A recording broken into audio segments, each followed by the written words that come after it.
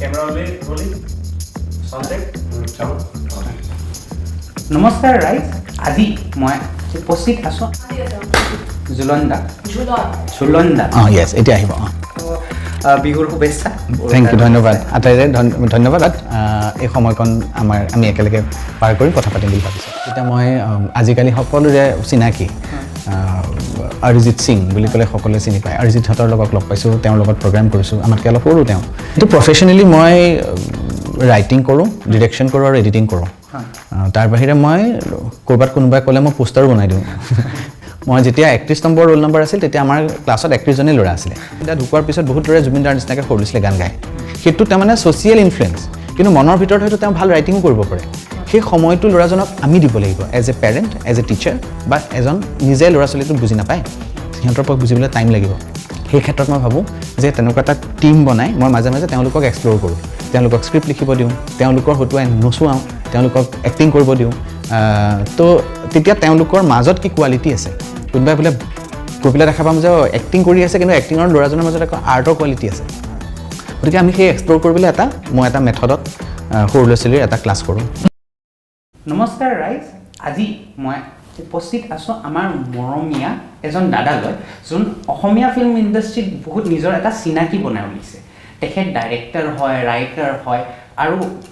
একেভাৱে তেখেতে একেবাৰে ফিল্ম মেকাৰে হয় একচুৱেলি তেখেতৰ আজি এনেকুৱা মুখ ন তেখেতক চিনাকিৰ একো দৰিয়াল নাই তথাপিও আমি উপস্থিত আছোঁ আমাৰ মৰমী জুলমদালৈ নমস্কাৰ জুলমদা আজি আপোনালৈ আমি উপস্থিত হৈছোঁ নিশ্চয় ভাল লাগিলে আজি লগ পাই আৰম্ভণিত আমি মোৰ কথা বহুতে ক'লে মই নাজানো চিনেমাৰ কাৰণে আমি কাম কৰি আছোঁ বাছ সিমানেই আৰু সেয়ে মই প্ৰথমবাৰৰ বাবে আপোনাৰ ঘৰলৈ আহিছোঁ হয় হয় আপোনাক অলপ কষ্ট দিলোঁ বাৰু আৰু বিশেষভাৱে আজি এটা বিশেষ পৰ্বৰ ওপৰত আহিছোঁ কাৰণ উৰুকা ওচৰত আহিছে বিহুৰ বাবে আপোনাক প্ৰথমেতো বিহুৰ শুভেচ্ছা থেংক ইউ ধন্যবাদ আটাইৰে ধন্যবাদ আৰু আজিকালি মানুহৰ ঘৰলৈ মানুহ অহাটো কমেই হ'ল বিশেষকৈ ক'ভিডৰ বোলা মাজত যিটো ক'ভিড হৈছিল তাৰপিছত মানুহৰ ঘৰলৈ মানুহে অহা পৰ্বটো আৰু অলপ কমি গ'ল তো যিকোনো কাৰণতে নহওক কিয় আজি ভাইটি আমাৰ তাতে আহিছে গতিকে ধন্যবাদ এই সময়কণ আমি একেলগে পাৰ কৰিম কথা পাতিম বুলি ভাবিছোঁ নিশ্চয় আজি বিশেষ ইমান একো নাই আমি দুই এষাৰ আপোনাৰ কথা জানিম বিশেষভাৱে আপোনাৰ সৰু কালৰ কথা দুই এষাৰ আপোনাৰ পৰা জানিব পাৰিলে ভাল হ'ব তাৰ বাহিৰে আপুনি অসমীয়া ফিল্ম জগতৰ কি কথা ভাবে তাৰ উপৰি আপুনিতো বিশেষভাৱে কেনেছৰ এটা এৱাৰ্ড পাইছে সেই বিষয়ে আপুনি অলপ দুই এষাৰ ক'ব পাৰিলে আমাৰ ভাল এতিয়া আপুনি যেতিয়া ফিল্ম ইণ্ডাষ্ট্ৰীত আৰম্ভ কৰিছে আপুনিতো এজ এ ৰাইটাৰ আৰম্ভ কৰিছে মই এজ এন এডিটাৰ আৰম্ভ কৰিছিলোঁ প্ৰথমতে কিন্তু মই ইণ্ডাষ্ট্ৰী বুলিতো বাৰু অসমীয়া চিনেমাত আজিলৈকে মই ভবা নাই তথাপিও আমি কওঁ ময়ো মানুহ ইণ্ডাষ্ট্ৰী এটা হ'ব লাগে গতিকে কৈ থাকিলে এদিন ইণ্ডাষ্ট্ৰী হ'বগৈ আৰু এতিয়ালৈকে ইণ্ডাষ্ট্ৰীৰ নিয়মমতে আমাক যিটো এফিলিয়েশ্যন লাগে সেইটো আমি চৰকাৰৰ পৰা নাই পোৱা বিভিন্ন কাৰণত হয়তো নাই পোৱা গতিকে সেইখিনি ঠিক ঠাক কৰি মেলি এইটো যদি ইণ্ডাষ্ট্ৰী হয় তেতিয়াহ'লে যিখিনি টেকনিচিয়ান যিখিনি আৰ্টিষ্ট আছে তেওঁলোকৰ কাৰণে আৰু কিছুমান সা সুবিধা ওলাব আৰু মই জানো যে চৰকাৰে এই ক্ষেত্ৰত নিশ্চয় পদক্ষেপ ল'ব কিন্তু ইণ্ডাষ্ট্ৰী বুলি কওঁ বা যিয়ে নকওঁ তাৰ আগত যেতিয়া মই আহিছিলোঁ মই মিউজিকৰ লগতহে জড়িত আছিলোঁ সৰুতে তো মই মোৰ যিহেতু সত্ৰীয়া পৰম্পৰাৰ ডাঙৰ দীঘল হোৱা তো মোৰ ককা আইতা সকলোৱে সত্ৰীয়া পৰম্পৰাত যিখিনি নাচ গান থাকে সেই সংগীতৰ ক্ষেত্ৰত কৈছোঁ সেইখিনি শিকাইছিল সৰুতে বৰগীত গাওঁ তাৰপিছত খোল বজাব শিকালে কিন্তু মই পিছত তবলা বজাব শিকিলোঁ আৰু মই 93 পৰা শিকিছোঁ 97 98 এইখিনি সময়ত মই ৰাষ্ট্ৰীয় পৰ্যায়তো তবলা বজাইছিলোঁ আৰু যেতিয়া ইণ্ডিয়াৰ ইণ্ডিপেণ্ডেঞ্চৰ 50 বছৰ হৈছিল স্বাধীনতাৰ 50 বছৰ তেতিয়া মই সৰু আৰু ক্লাছ 7ত পঢ়োঁ 97 তেতিয়া ভাৰত চৰকাৰে এটা অনুষ্ঠান পাতিছিলে গোটেই সৰ্বভাৰতৰ ভিতৰত মিউজিকৰ এটা মানে হেৰি পাতিছিল চিলড্ৰেনছ ফেষ্টিভেল আৰু তাত মই বেষ্ট ইনষ্ট্ৰুমেণ্টেলিষ্ট হৈছিলোঁ আৰু তবলাত মই ছেকেণ্ড হৈছিলোঁ মানে তবলা বজাই মই ছেকেণ্ড হৈছিলোঁ আৰু তাৰপিছত 98ত মই CCRT যিটো স্কলাৰশ্বিপ সেইটো পালোঁ তাৰপিছত 2001-2 সেইখিনি সময়ত আমাক বাহিৰলৈ লৈ যায় হায়দৰাবাদত আমি তেতিয়া মিউজিকৰ লগতে মই জড়িত তেতিয়া মই আজিকালি সকলোৰে চিনাকি অৰিজিত সিং বুলি ক'লে সকলোৱে চিনি পায় অৰিজিতহঁতৰ লগত লগ পাইছোঁ তেওঁৰ লগত প্ৰগ্ৰাম কৰিছোঁ আমাতকৈ অলপ সৰু তেওঁ তাৰপিছত মই গুৱাহাটী ইউনিভাৰ্চিটিত দুবাৰ গ'ল্ড মেডেল পাইছোঁ আৰু মোৰ মিউজিকহে কৰিবলৈ মন আছিলে কিন্তু হঠাৎ লাহে লাহে হঠাৎ বুলি নকওঁ লাহে লাহে মোৰ যিটো এক্টিং সেই মই কটন কলেজত পঢ়াৰ পিছত বি বৰুৱা কলেজলৈ যেতিয়া মই আহিলোঁ তেতিয়া সেইখিনি সময়ত বলৰাম দাস দাহঁত আছিলে এতিয়া সকলোৱে চিনি পায় তো বলৰাম দা আমাৰ ছিনিয়ৰ তেওঁলোকে নাটক কৰে তো ময়ো তেনেকৈ এখন নাটক কৰিলোঁ মই তাতে সেইখন নাটকত মই বেষ্ট এক্টৰ হ'লোঁ তো ভগৱানৰ কৃপাত তাৰপিছত মোৰ লাহেকৈ চিনেমা অভিনয় এইবিলাকৰ প্ৰতি গুৰুত্বটো বাঢ়িলে আৰু বাঢ়ি তেতিয়া মই আমাৰ এতিয়াৰ ডক্টৰ ভূপেন হাজৰিকাৰ ফিল্ম এণ্ড টেলিভিশ্যন ইনষ্টিটিউট তেতিয়া JCFTI Jyoti Chitraban film and television institute কাহিলীপাৰাত আছিল তেতিয়া তাত মই সম্পাদনা বিভাগত এডমিশ্যন ল'লোঁ আৰু মোৰ মন আছিলে যে চিনেমা ডিৰেকশ্যন কৰিবলৈ কিবা এখন দুৱাৰ লাগে সোমাবলৈ তো সম্পাদনাটো মোৰ চিনেমা জানিবৰ কাৰণে যিখন দুৱাৰ সেইটো হ'ব বুলি সেইফালেদি পঢ়িলোঁ আৰু মোৰ স্ক্ৰিপ্ট ৰাইটিঙত আগ্ৰহ আছিলে কিন্তু ডিৰেকশ্যনৰ কাৰণেহে মই স্ক্ৰিপ্ট ৰাইটিংটো এটা এডিশ্যনেল বস্তু হিচাপে পঢ়ি পিছত মোৰ লাহে লাহে ষ্টৰি ৰাইটিং স্কিলটো ভাল লগা হ'ল মানে নিজকে এক্সপ্ল'ৰ কৰি ভাল লগা হ'ল নিজৰ মনৰ জগতখন আকৌ যে আখৰেৰে লিখিব পাৰোঁ আকৌ যে চিনেমাৰ ফ্ৰেমেৰে বন্দী কৰিব পাৰোঁ এই মিডিয়ামবোৰ চেঞ্জ হৈ থাকে এই গোটেই কথাবোৰ মোৰ ভাল লগা হ'ল জুলম দা আপুনি যেনেকৈ ক'লে আপোনাৰ গানটো প্ৰথমে আপোনাৰ ইচ্ছা আছিলে মই ইয়াত খবৰ উৰি শুনি পাইছোঁ যে আপোনাৰ যোনটো প্ৰথম গান আছিলে সেইটো আজান আছিলে বোলে মানে সংগীতটোতো সকলোৰে সৰু ল'ৰা ছোৱালীয়ে ওচৰৰ পৰাই হেৰি হয়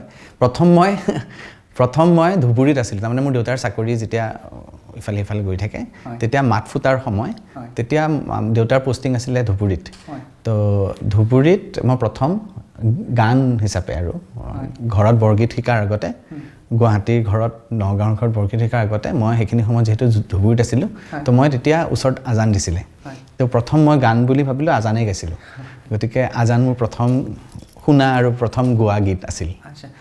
এটা কথা মই শুনা পাইছিলোঁ একেলগে যে আজানৰ লগত আপুনি সেইটো গানৰ পৰা আপুনি আৰম্ভ কৰিছিলে নিশ্চয় হয় চাগে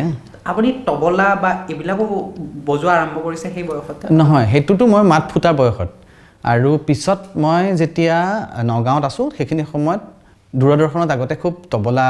বজোৱা দেখোঁ দেই আধুনিক গীতৰ যে অনুষ্ঠান হয় তাত এনেকৈ গান গাই থাকিলে মানুহে তবলা বজাই থাকে তো এই যে মোৰ হাতখনতে ভৰিখনতে এনেকৈ মই বজাই থকা দেখি মোৰ ফিংগাৰিংটো ভাল পায় মোৰ আই বুলি মাতোঁ মা আয়ে কথাটো মন কৰিলে আৰু ওচৰতে নগাঁৱত অগ্ৰদূত সংগীত কানন বুলি এখন আছিলে তাতে নাম লগাই দিয়ে তাৰপিছত অৱশ্যে মই অতি কম সময়তে 2-3 মাহৰ পিছতে আমাৰ সকলোৰে শ্ৰদ্ধাৰ খগেন মহন্ত দিগেন মহন্ত সকলোৱে জানে সেই পৰিয়ালটো আমাৰে অলপ সম্বন্ধীয় গতিকে দিগেন মামা কাকা বুলি মাতোঁ দিগেন মামা বুলি কওঁ বাৰু তেওঁৰ ল'ৰা মনমিত আৰু মনদীপ মহন্ত আজিকালি সকলোৱে চিনিয়ে পায়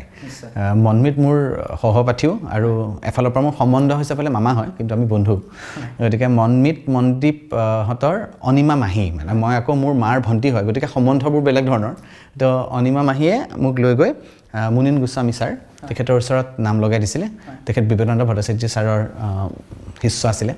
শিষ্য মানে তো তেখেতৰ তাত মই শিকিছিলোঁ প্ৰথম তবলা পিছত মই ইয়াতে আহিলোঁ গুৱাহাটীত মই পিছত মানে সংগীত মোৰ 2006 চনলৈকেহে হ'ল তাৰপিছত আৰু মোৰ সংগীতৰ পৰা মোৰ চিনেমালৈ মানে শিফটিং এটা হোৱাৰ নিচিনা বুলি ক'ব পাৰোঁ তো দাদা এই আপোনাৰ যে সংগীতটাৰ এই গীতটিৰে আপোনাক এটা আগবঢ়োৱা শক্তি দিছে বা এটা বিশেষ এটা ভাৱ দিছে যোনটোৰ পৰা আপুনি চিনেমা জগতলৈ এই বস্তুটো হ'ব পাৰে মানে চিনেমাত যদি মই নিজকে ঘূৰি চাওঁ এতিয়ালৈকে যিকেইখন চিনেমা মই সম্পূৰ্ণ কৰিছোঁ এখন নদী মাথো বয় আৰু এখন সুন্দৰপুৰ কেৱাছ এই দুখনেই হাতত লৈছোঁ এই দুখনেই সম্পূৰ্ণ হৈছে কিন্তু লিখি থোৱা বহুত স্ক্ৰিপ্ট আছে এনেকুৱা চিনেমা স্ক্ৰিপ্ট আছে য'ত অকল মিউজিকেলি মানে আমাৰ ইয়াত বহুতে কয় যে মিউজিকেল চিনেমা কিন্তু মিউজিকেল চিনেমা মানে অকল গান থাকিলে মিউজিকেল চিনেমা নহয় তাৰ পিলাৰকেইটা মিউজিকে বনায় তাৰমানে সেই মিউজিককেইটা যদি আঁতৰাই দিওঁ তেতিয়াহ'লে চিনেমাখন থিয় নহ'ব সেই ধৰণৰ অৰিজিনেল মিউজিকেল ফিল্ম তো আমাৰ অসমত তেনেকুৱা অৰিজিনেল মিউজিকেল ফিল্ম হ'ব পাৰে তো অৰিজিনেল ষ্টৰি আমাৰ যিমান ছাব ট্ৰাইবছ আছে আমাৰ জীৱনটোতে আমি নিচুকনি গীত নোহোৱাকৈ আমি আৰম্ভই নকৰোঁ আমাৰ জীৱন গতিকে সেই ছিকুৱেঞ্চিংটো মিউজিকেল ছিকুৱেঞ্চ এটা কাৰোবাৰ জীৱনত সেই ধৰণৰ স্ক্ৰিপ্ট মই ভাবি থৈছোঁ বাৰু কিন্তু এনেকুৱাও স্ক্ৰিপ্ট আছে য'ত মিউজিকেই নাই সম্পূৰ্ণ সংগীতবিহীন জীৱনৰো চিনেমা আছে গতিকে সংগীতে মোৰ ছাবকনচিয়াছ মাইণ্ডত হয়তো প্ৰভাৱ পেলাইছে আৰু মই ভাবোঁ যে প্ৰত্যেকজন ক্ৰিয়েটিভ মানুহকে ক'ৰবাত নহয় ক'ৰবাত প্ৰভাৱ যিখিনি পৰে তেওঁৰ সেইখিনিহে চাগে কনচিয়াছলি বা ছাবকনচিয়াছলি লৈ যায় তো চাগে সংগীতে মোৰ প্ৰভাৱ পেলাইছে ভাবোঁ দাদা আমি যেনেকুৱা জানো জুলম দা ফিল্ম মেকাৰ বুলি কওঁ তেখেতক আমি কি বুলি চাওঁ? ৰাইটাৰ হিচাপে চাওঁ, ডাইৰেক্টৰ হিচাপে চাওঁ, সংগীতকাৰৰ এটা সংগীতপ্ৰেমী হিচাপে চাওঁ? এনেইতো প্ৰফেশ্যনেলি মই ৰাইটিং কৰোঁ, ডিৰেকশ্যন কৰোঁ আৰু এডিটিং কৰোঁ। তাৰ বাহিৰে মই ক'ৰবাত কোনোবাই ক'লে মই পোষ্টাৰো বনাই দিওঁ, কোনোবাই ক'লে মই এনেই এক্টিঙো কৰি দিওঁ, কিন্তু সেইকেইটা মই প্ৰফেশ্যন বুলি আজিলৈকে ধৰা নাই। বাকী এই তিনিটা যদি কোনোবাই সোধে যে কোনটো মই, তেতিয়াহ'লে মই কথাটো এনেকৈ ক'ম যে মোৰ নামটো ঝুলন। তো মোক ঘৰত কিন্তু ঝুলন বুলি নামাতে, মোক বিষ্ণু বুলি মাতে। মোৰ মা দেউতাৰ কাৰণে মই বেলেগ এটা ল'ৰা, মোৰ শ্ৰীমতীৰ কাৰণে মই বেলেগ এজন মানুহ, তো আকৌ মোৰ বাইদেউৰ কাৰণে মই বেলেগ এটা মানে ভায়েক, তো ওচৰ চুবুৰীয়াৰ কাৰণে মই বেলেগ এজন মানুহ। তো প্ৰত্যেক মানুহৰ জীৱনতে বহুত ডাইমেনশ্যন থাকে। তো যদি ইণ্ডাষ্ট্ৰীত কোনোবাই মোৰ ৰাইটিং ডাইমেনশ্যনটো চাব খোজে তেতিয়াহ'লে আই এম এ ৰাইটাৰ। যদি মোক কোনোবাই কয় যে ডিৰেকশ্যনটো চাব খোজে মই ডিৰেক্টৰ, আৰু কোনো যদি কয় যে নহয় তেওঁ এডিটৰ হিচাপে চাব খোজে সেই ডাইমেনশ্যনটো মই ভাল পাম। কিন্তু এজ এ হোল যদি মই কওঁ তেতিয়াহ'লে I M A film student, আৰু মই যদি কওঁ মই তেতিয়াহ'লে এজন যেনেকৈ নাট্যকৰ্মী থাকে, মই চিনেমা কৰ্মী হৈ থাকি ভাল পাওঁ। আপোনাৰ হেৰিতো বীৰ বৰুৱাতো জীৱন গ'ল, কটনতো জীৱন গ'ল, আৰু তাৰপিছত আপোনাৰ ভূপেন হাজৰিকা ইনষ্টিটিউটতো। হয়। আপোনাৰ চবতছে ভাল, আপোনাৰ মতে জীৱন ক'ত বেছি ভাল আছিলে? মানে অলপ ফূৰ্তিটো যিটো কম বয়সৰ পৰা স্কুলৰ পৰা ওলাই আহি, স্কুলৰ মোৰ শংকৰদেৱ বিদ্যানিকেতন নগাঁও, তাতেই চবতকৈ মই জীৱনৰ ট্ৰানজিশ্যনটো পাইছোঁ। তাৰমানে মোৰ সৰুকালত মই অলপমান, এতিয়া নিজৰ কথা কৈ থাকিলে ভাল নালাগে, জাষ্ট মই এজ এ চেম্পল কৈছোঁ, এজন ল'ৰা আছিলে যিজন ল'ৰা পঢ়া শুনাত বেয়া আছিল। অসমীয়া মিডিয়াম স্কুলত 31 নম্বৰ ৰোল নম্বৰ, মানে 31 যদি হয় তাৰমানে সেই তেওঁ 31 নম্বৰে চোকা তাৰমানে, আৰু 32জন যদি হয় তেতিয়াহ'লে 32 নম্বৰ চোকা। তাৰমানে আমি ABCD এলফাবেটিকেলি নাচাইতো, তাতে নম্বৰ কিমান পায় বছৰেকীয়া পৰীক্ষাত সেইমতে চায়। সেইমতে মই যেতিয়া 31 নম্বৰ ৰোল নম্বৰ আছিল তেতিয়া আমাৰ ক্লাছত 31জনেই ল'ৰা আছিলে, আৰু যেতিয়া তাৰপিছৰ বছৰ 29জন হ'ল তেতিয়া মোৰ নাম্বাৰটো 29 হ'ল। তেতিয়া বাকী দুজনে ফেইল কৰিছিলে, গতিকে মই 29 নম্বৰ আছিলোঁ। আৰু তাৰপিছত মই লাহে লাহে মোৰ স্কুলৰ আচাৰ্য বাইদেউসকলে মোক বহুত যত্ন ল'লে, আৰু মোক ডিম'শ্যনো কৰাই দিছিলে এটা সময়ত। মোৰ আই দেউতামনে ভাবিলে যে ইমান ধৰিব নোৱাৰে কথাবোৰ, মই অলপ লেট বুজি পাইছিলোঁ কথাবোৰ। তো প্ৰধানাচাৰ্য ধৰ্মদেৱ ব্ৰহ্মচাৰী তেখেতে ক'লে যে কেতিয়াবা ল'ৰা ছোৱালী তেনেকুৱা হৈ থাকে, কিন্তু ভাল হৈ যায়, আপুনি মানে নিয়মমতে দি দিয়ক। কাৰণ মোৰ প্ৰথম শ্ৰেণীৰ পৰা মোক খ'লে দি দিছিলে, প্ৰথম শ্ৰেণীৰ পৰা দ্বিতীয়লৈ দিয়া নাছিলে, ঘৰৰ পৰা দেই, স্কুলৰ পৰা নহয়। তো তাৰপিছত মোক দ্বিতীয় শ্ৰেণীলৈ উত্তীৰ্ণ কৰাই দিলে, প্ৰমোশ্যন দিলে। তাৰপিছত মই কিন্তু লাহে লাহে পঢ়ি মোৰ ঘৰৰ ছাপোৰ্ট, মোৰ আই দেউতামনক মই মনতে সদায় ভাবোঁ যে মোক কি খোৱালে মোৰ ব্ৰেইন শ্বাৰ্প হ'ব, ব্ৰাহ্মী খুন্দি খুওৱা, বা কেতিয়াবা মানে যিকোনো ধৰণৰ গিলয়ো তেতিয়া ইমান ফেমাছ নাছিলে, কিন্তু শাৰীৰিক জোৰৰ কাৰণে ছাগলীৰ আগঠেংটো থেতেলিয়াই চুপ খুওৱা, ডেভেলপমেণ্টৰ কাৰণে কড লিভাৰ অইল খুওৱা। তো এইবিলাক বহুত যত্ন লৈ আৰু স্কুলতো বহুত ছাপোৰ্ট, লগৰ ল'ৰা ছোৱালীৰ বহুত ছাপোৰ্ট সেইখিনি পাই মই স্কুলৰ পৰা কটন কলেজলৈ সেইবাৰ মই আহিছিলোঁ। মানে মোতকৈও ভাল নম্বৰ পোৱা আছিল, কিন্তু তেওঁলোকে এডমিশ্যন লোৱা নাছিলে, কটনত মই পঢ়িব পালোঁ। গতিকে সেই স্কুলৰ টাইমটোহে মই বেছি চবতকৈ মনত পেলাওঁ। কিন্তু তাৰ বাহিৰে মই যদি হায়াৰ ছেকেণ্ডেৰীৰ কথা কওঁ তেতিয়াহ'লে মই বৰকৈ পঢ়া নাছিলোঁ। হায়াৰ ছেকেণ্ডেৰীৰ সময়ত মই বৰ এটা ভালো পোৱা নাছিলোঁ, কটন কলেজখন ভাল পাইছিলোঁ, মই পঢ়ি ভাল পোৱা নাছিলোঁ। আৰু ডিগ্ৰীত মই ঠিক কৰি ল'লোঁ ডিগ্ৰী 3rd ইয়াৰত যে মইতো আৰু চাগে নপঢ়িম বেছি, গতিকে ঘৰৰ পৰা বেয়া নোপোৱাকৈ মই যিমান পাৰোঁ পঢ়ি নম্বৰ অলপ গোটাওঁ। মানে ডিগ্ৰী 3rd ইয়াৰটো মই চিৰিয়াছলি দিছিলোঁ, মানে বহুতেই ভালকৈ দিছিলোঁ, পলিটিকেল চায়েন্স আছিল মোৰ। তাৰপিছত কিন্তু যেতিয়া জ্যোতি চিত্ৰবনত এডমিশ্যন পালোঁ তেতিয়া মোৰ মনৰ ভিতৰৰ পৰা মই বিচাৰি থকা বস্তুটো পাইছিলোঁ যে এইটো মই যিটো কৰিছোঁ এইটো মই ফূৰ্তি পাইছোঁ। তো বাকীবিলাক মই নম্বৰৰ কাৰণে পঢ়িছিলোঁ, কিন্তু মই এইটো জ্যোতি চিত্ৰবন একেবাৰে নম্বৰৰ কাৰণে পঢ়া নাই। মানে এতিয়া ভূপেন হাজৰিকা বুলি কয়, ইমান ভাল পাইছিলোঁ চিনেমা মিডিয়ামটো, আৰু হিৰণ্য ছাৰ আছিলে,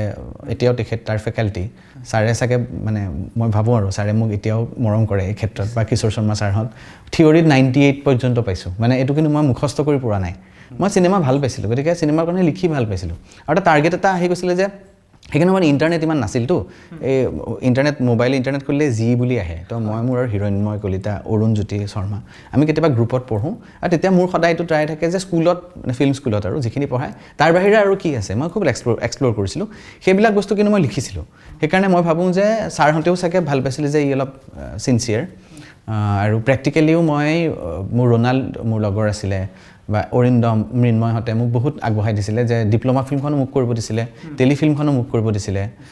ডকুমেণ্টাৰী ফিল্ম আমাৰ যিটো প্ৰজেক্ট থাকে তাতো মই প্ৰডাকশ্যন চাইছিলোঁ গতিকে প্ৰত্যেকটো হেৰিতে মোক আগবঢ়াই দিছিল যদিও আমাৰ একে বয়সৰ ল'ৰা ছোৱালীৰ মাজত কেতিয়াবা কাৰোবাৰ মাজত অকণমান টনা ধুহা চলে ইনষ্টিটিউটতো সেইবোৰ দিন পাৰ কৰিছোঁ কিন্তু এইটো পাৰ্ট অফ লাইফ পিছত পাহৰি থাকোঁ সেইবোৰ তেতিয়া অকণমান কষ্ট হৈছিল মনত কিন্তু চিনেমা ইমান ভাল পাওঁ যে বাকী মোক কোনে তললৈ টানিছে সেইটো কথা মোৰ মনত নপৰে চিনেমা ভাল পাওঁ কাৰণে কাম কৰি গৈয়ে থাকিব মন যায় সেয়ে আমাৰ জুলমদা ফিল্ম প্ৰেমী এডিটিং আৰু ৰাইটিঙৰ আপুনি পাইছিলে বীৰ বৰুৱা কলেজৰ পৰা নহয় তেনেকুৱা প্ৰায় তেনেকুৱা নহয় মই এডিটিং ৰাইটিং নহয় মই সেইখিনি সময়ত মোৰ ঘৰৰ পেহী এগৰাকী অঞ্জলি মহন্ত ৰায়চৌধুৰী তেওঁ এখন VCD কৰিছিলে মানে VCD মানে সেইখন নন্দেৰা নন্দন বুলি অসমীয়া ভাষাতে কৃষ্ণৰ গুণ বন্দনা ধৰণৰ তেনেকুৱা এখন কৰিছিল তেতিয়া মোক তাতে ইটো সিটো চৰিত্ৰ যে দৌৰাদৌৰি কৰে তেনেকৈ ধৰণে মই গৈছিলোঁ ঘৰৰ ল'ৰা বুলি যাওঁতে মই তেতিয়া প্ৰকাণ্ড ডাঙৰ কেমেৰাৰ ছেটআপ দেখিছোঁ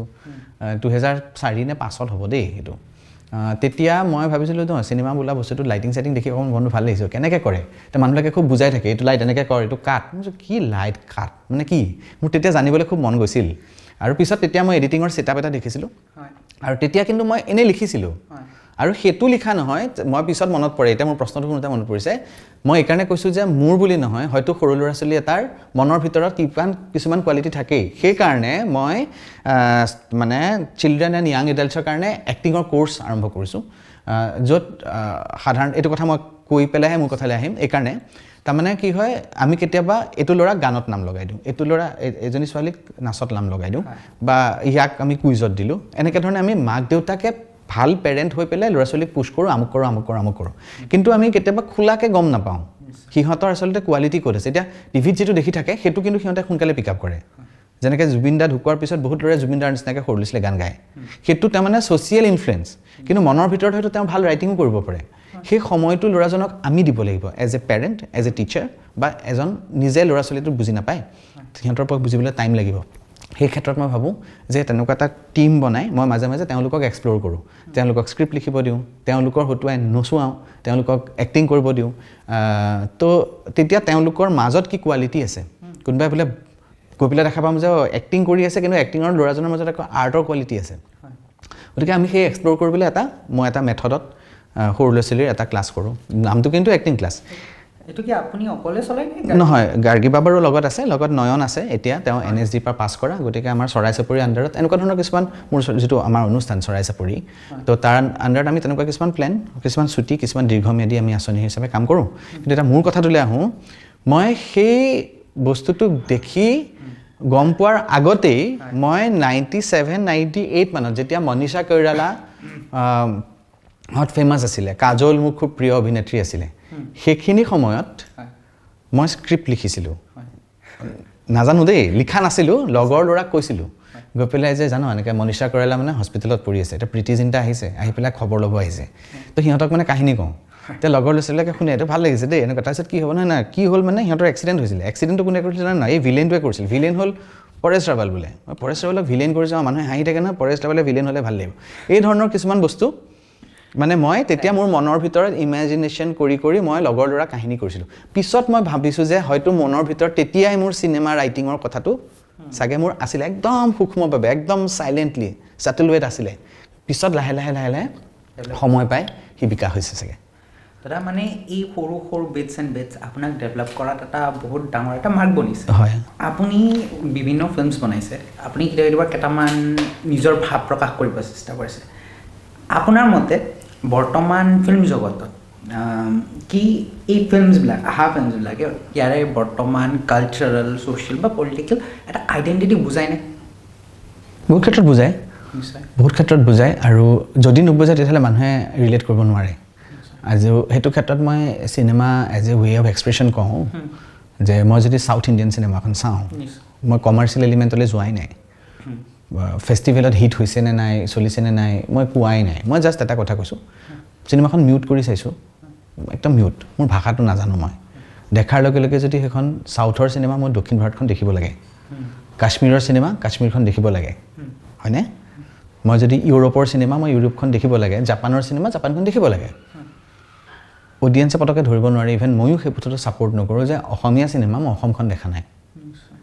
মই এই অসমখন যিখন অসম আজি 2026 মই যদি 2026 অসমখন দেখুৱাব খুজিছোঁ গাঁৱৰ মানে গাঁও চহৰ হ'লে চহৰ মহানগৰ হ'লে মহানগৰ কিন্তু অসম থাকিব ন তাত অসমত নিৰ্মিত প্ৰথমখন হলিউডৰ চিনেমাটো হ'ব নোৱাৰে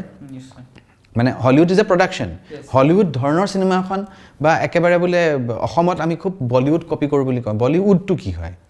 বলিউডটোতে নামহে আমি পিছত লৈছোঁ হলিউডৰ পৰা ধাৰ কৰি লোৱা নাম বলিউড বুলিতো একো নাই বলিউডত কৈ বেছি ধুনীয়া চিনেমা আমি সকলোৱে কওঁ যে সাউথত হয়তো হৈ আছে বলিউডেও তাকে আকৌ কাৰোবাৰ পৰা ইনস্পিৰেশ্যন লৈছে কপি বুলি ক'লে মানুহে বেয়া পাব ইনস্পিৰেশ্যন লৈছে আমি কাক মানে কাৰ পৰা আমি ইনস্পিৰেশ্যন ল'ব লাগে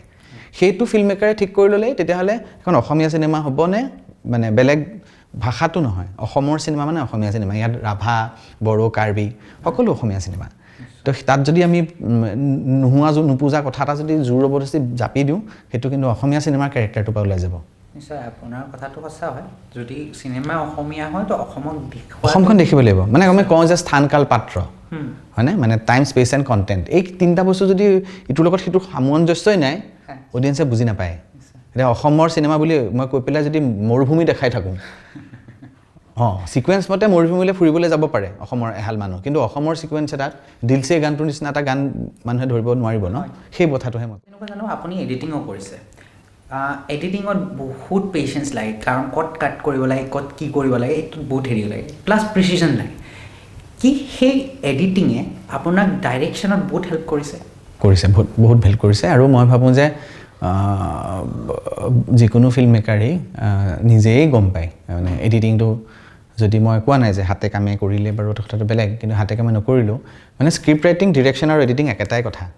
আমি প্ৰেক্টিকেলি যদি স্ক্ৰিপ্টখন যেতিয়া লিখি গৈ থাকোঁ সেইটো এটা এডিটিং আজি মই এখন স্ক্ৰিপ্ট আপুনি অহাৰ আগতেই মই বহি আছিলোঁ দেখিছে মই স্ক্ৰিপ্টখন ৰিৰাইট কৰি আছোঁ মানে এই চিনটো ইয়াতে ভাল লগা নাই 42 নম্বৰ চিন আছিলে মই সেইটো 103ত ভৰাইছোঁ তাৰমানে এতিয়া মোৰ স্ক্ৰিপ্টখন লিখাৰ পিছত মোৰ এডিটৰজনে কাম কৰি আছে যে 42 নম্বৰ চিনটো যে আছে এইটো এইখিনি কথা ইয়াত কোৱাতকৈ এইখিনি কথা মই আৰু অলপ কাটি এইখিনি পাৰ্ট নালাগে এই পিছৰ পাৰ্টখিনি মই 103 নম্বৰ চিনত লগাব লাগে 102 আৰু 104 মাজত এইটো বহাই দিলে বৰ ভাল লাগিব এতিয়া স্ক্ৰিপ্ট ৰাইটাৰ হিচাপে মই সেইটো কথা ভাবি আছোঁ যেতিয়া ডিৰেকশ্যন কৰিবলৈ যাওঁ যেতিয়া কাট পইণ্ট পাওঁ যে মানুহজনে মই এইটো পডকাষ্ট এইকাৰণে মই ভাবিছোঁ যে কিজানি কোনোবা চিনেমা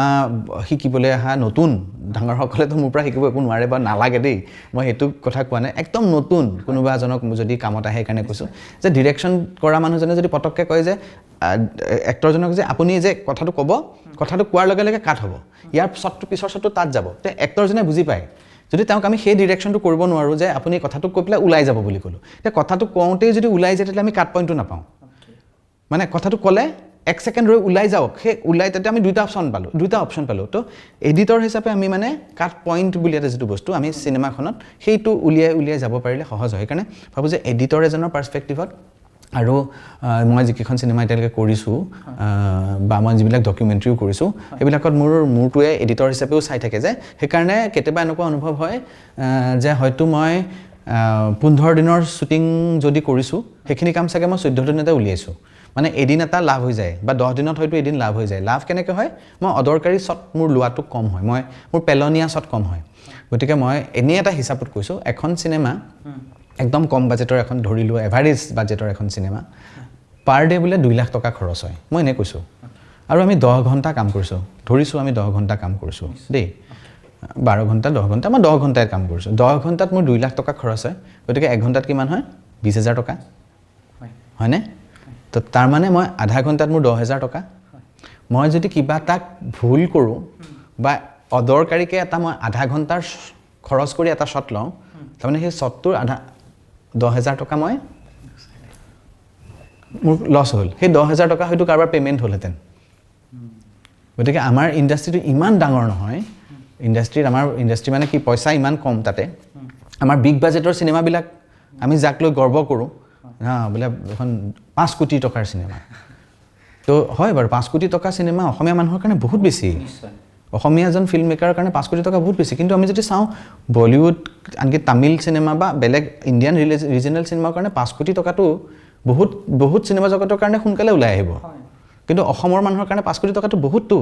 গতিকে সেই খৰচবিলাক আমি ক'ৰবাত কমাব পাৰোঁ নেকি য'ত আমাৰ প্ৰডিউচাৰৰ অলপ পইচা ৰাহি হয় সেই ক্ষেত্ৰত মই ভাবোঁ যে এডিটিঙৰ ব্ৰেইনটোৱে যিকোনো ফিল্ম মেকাৰক এই ক্ষেত্ৰত বহুত সহায় কৰে আৰু ইন এ ৱে প্ৰডিউচাৰসকলৰ বহুত লাভ হয় আপোনাৰ এনে প্ৰডিউচাৰ্ছবিলাকৰ লগত ৰিলেশ্যনছ কেনেকুৱা মই কাৰো লগত প্ৰডিউচাৰ বুলি ভাবিতো আজিলৈকে মই ৰিলেশ্যনেই নাই ৰাখাই নাই আৰু মোৰ যিসকল প্ৰডিউচ কৰিছে হয়তো মোৰ চিনেমা কেইখনৰ যদি কথা কওঁ ফিচাৰ ফিল্ম কেইখনৰ প্ৰথমটো মোৰ আই প্ৰডিউচাৰ কাৰণ মোক কোনো প্ৰডিউচ নকৰিলে প্ৰথম চিনেমাখন তেতিয়া মই ঘৰলৈ আহিলোঁ ঘৰত মোৰ লগৰ ল'ৰা যিকেইজন সুদীপ্ত ৰন্তু বুলি কওঁ হিৰণ্যক সুদীপ্ত সৌৰভ দা অনিমেশ ধৰ্ম আমি গোটেইবিলাকে প্লেন কৰিছিলোঁ নদীমাথু বয়খন কৰিবলৈ তো মোৰ বাও পিছত জইন হৈছিল বাৰু যি নহওক তো আমি ল'ৰাবিলাকে প্ৰথমতে প্লেন কৰিছিলোঁ কিন্তু যেতিয়া আমি পইচা নাপালোঁ কাৰোৰ পৰা তেতিয়া মোৰ আয়ে তেওঁলোকৰ যি লোন ল'ব পৰা ব্যৱস্থা থাকে যে ওচৰতে আজিকালি মহিলা গোটবোৰ থাকে তাৰ পৰা লোন ল'লে মোৰ দেউতাৰো তেনেকুৱা একো চাকৰি নাছিল মানে সেইখিনি সময়ত নাই তেওঁ ৰিটায়াৰ কৰিছে আৰু দেউতাৰ পেঞ্চনো নাই চাকৰিটোত সেইখিনি সময়ত আয়ে সেই ৰিস্ক লৈ প্ৰথমখন চিনেমা কৰিলে গতিকে প্ৰডিউচাৰ 1 নম্বৰ প্ৰডিউচাৰ এতিয়া আইৰ লগত মোৰ সম্বন্ধ ভালেই মোৰ মা 2 নম্বৰত হ'ল ৰমেন্দ্ৰ কুমাৰ চমুৱা গায়ত্ৰী হাজৰিকা বা আৰু দিগন্ত দা তেওঁলোকে মোৰ পিছৰ চিনেমাখন প্ৰডিউচ কৰিছে তেওঁলোকৰ লগত মোৰ সম্বন্ধ সঁচাকৈ আজিৰ তাৰিখতো খুবেই ভাল গতিকে তেওঁ চিনেমাখন চাই ভাল পায় হয়তো বা তেওঁ পইচাখিনি দি মোৰ লগত ভাল পালে কাৰণে হয়তো তেওঁ আৰু এবাৰ কৈছে যে আমি আৰু এখন চিনেমা কৰোঁ গতিকে তেখেতে সেইটো প্লেনত আছে তাৰ বাহিৰে যিকেইখন ডকুমেণ্টাৰী কৰিছোঁ যেনেকৈ আছাম ট্ৰিবিউন ডকুমেণ্টাৰীখন কৰিছিলোঁ CECৰ সকলোৱে জানে দীপাংকৰ দত্ত দা তেখেতৰ লগতো মোৰ সম্বন্ধ ভাল ৰিচেণ্টলি মোক আকৌ তেখেতে ফোন কৰিছে আৰু এটা কামৰ কাৰণে কিবা বেলেগৰ কাম ক্ষেত্ৰত মই সহায় কৰিবৰ কাৰণে মই কথা পাতিলোঁ তাৰপিছত মই মোৰ আৰু এগৰাকী প্ৰডিউচাৰ বুলিয়ে কৈছোঁ যদিও মই সম্বন্ধত বৰ্মা বুলি মাতোঁ মঞ্জুলা হাজৰিকা বৰ্মা তেখেতৰ ৰেগুলাৰ কামবিলাক আমি কৰি থাকোঁ সেইটো ঘৰুৱাভাৱে কৰোঁ তথাপিও যিহেতু তেখেতে প্ৰডিউচ কৰিছে মই ডিৰেক্ট কৰিছোঁ গতিকে তেখেত মোৰ প্ৰডিউচাৰ গতিকে তেখেতৰ লগত মোৰ একেবাৰে আত্মিক ঘৰুৱা সম্বন্ধ গতিকে আজিলৈকে এতিয়া ৰিচেণ্টলি গোপাল জালান দা যিখন আমি চিপাঝাৰ বুলি শ্বৰ্ট ফিল্মে আৰু প্ৰডাকশ্যন এটা কৰিছিলোঁ তাত গোপাল দা এই যোৱা 4 দিন আগত 9 তাৰিখে আমাৰ ঘৰলৈ আহিছে আমি আকৌ কিবা কাম কৰিব পাৰোঁ নেকি এনেই কথা পাতি আছোঁ গতিকে কাৰোবাৰ লগত যদি এবাৰ সম্বন্ধ হৈছে মই ঈশ্বৰক ধন্যবাদ জনাওঁ সেই মানুহকেইজনকো ধন্যবাদ জনাওঁ যে তেওঁ কিন্তু বা তেখেতসকলে মোৰ লগত সম্বন্ধটো এদিনৰ কাৰণে কৰা নাই আমাৰ সম্বন্ধটো দীঘলীয়া হৈছে অকল মই এইটো কথা কোৱা নাই যে প্ৰডাক্টিভ ক্ষেত্ৰত আমি আত্মিকভাৱে ইজনৰ সিজনৰ লগত সদায় চিনেমাখন কৰাৰ পিছত আৰু ক্ল'জ হৈ আহিছোঁ গতিকে মই ভাবোঁ যে মোৰ লগত প্ৰডিউচাৰ সম্বন্ধ খুব ভাল কিবা এটা এৱাৰ্ড পাইছিলে কোনটোৰ পৰা কৈছিলে কোনখনৰ কাৰণে ৰাইটিঙৰ কাৰণে নহয় মই মেইনলি এৱাৰ্ড পাইছোঁ ষ্টেট গভৰ্ণমেণ্টৰ ফিল্ম এৱাৰ্ডছ আৰু বাকী তাৰ বাহিৰে মই জয়পুৰৰ পৰা ৰিচেণ্টলি পাইছোঁ নেকি তাৰপিছত কালি মই পাইছোঁ হায়দৰাবাদত নিৰি 9ৰ কাৰণে পাইছোঁ তো তেনেকুৱা মোটামুটি ইণ্ডিয়ান বহুত পাইছোঁ আৰু এডিটিঙৰ কাৰণে মই স্পেচিয়েলি পাইছোঁ গল্ডেন স্পেৰো এৱাৰ্ড এটা পাইছোঁ সেইটো পাইছিলোঁ মই বকুল ফুলৰ দৰে বুলি চিনেমাখনৰ সম্পাদনাৰ কাৰণে সেইটো নেশ্যনেল লেভেলত কিন্তু আজিলৈকে মই নেশ্যনেল এৱাৰ্ড পোৱা নাই মানে মই কৰা চিনেমাই নেশ্যনেল এৱাৰ্ড পাইছে কিন্তু মই এজ এ ডিৰেক্টৰ মই নেশ্যনেল এৱাৰ্ড পোৱা নাই আৰু এৱাৰ্ডটো বাৰু মানুহৰ এটা এপ্ৰিচিয়েশ্যন আৰু গতিকে মই শৈলধৰ বৰুৱা যোৱা বছৰ বহুতকেইটা এৱাৰ্ড সুন্দৰপুৰ কেওছে পাইছিলে গতিকে মোৰে সন্তান ময়ো পাইছোঁ এজ এ ডিৰেক্টৰ আৰু তাৰ বাহিৰে north east international documentary and film festival মাজতে এটা হৈ গ'ল তো তাত পালোঁ চিপাঝাৰখনৰ কাৰণে পাইছোঁ আৰু পাপা বুলি এখন ডকুমেণ্টাৰী ৰিচেণ্টলি কৰিছোঁ পাপা ডকুমেণ্টাৰীখনৰ কাৰণে কালি নিৰি 9 জোনমণি দেৱী খাউন বাইদেউ সকলোৱে জানে তেখেতসকলৰ এটা অনুষ্ঠান আছে নিৰি ফিল্ম ফেষ্টিভেল এবাৰ হায়দৰাবাদত পাতিছিলে আৰু যোৱা ভিডিঅ' টেপ ফিল্ম ফেষ্টিভেল বুলি এটা মানে সেইটো ৰেড কাৰ্পেট কৰিছিল বাৰু তেওঁলোকে তাত এইখন চিপাঝাৰৰ কাৰণে এটা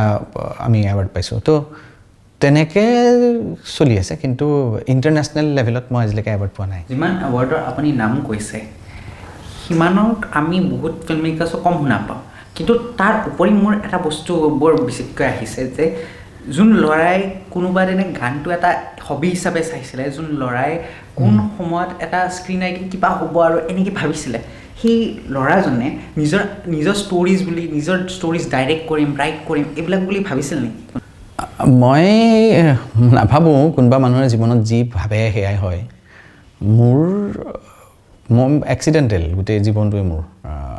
বহুতৰ ক্ষেত্ৰতে হয় চাগে বিশেষকৈ মই কেতিয়াও ভবা নাছিলোঁ ফিল্ম মেকাৰ হ'ম তো মই সৰুতে মই কিন্তু ভাবিছিলোঁ যে মই মিউজিক ডিৰেক্টৰ হ'ম আৰু A.R. ৰেহমান মোৰ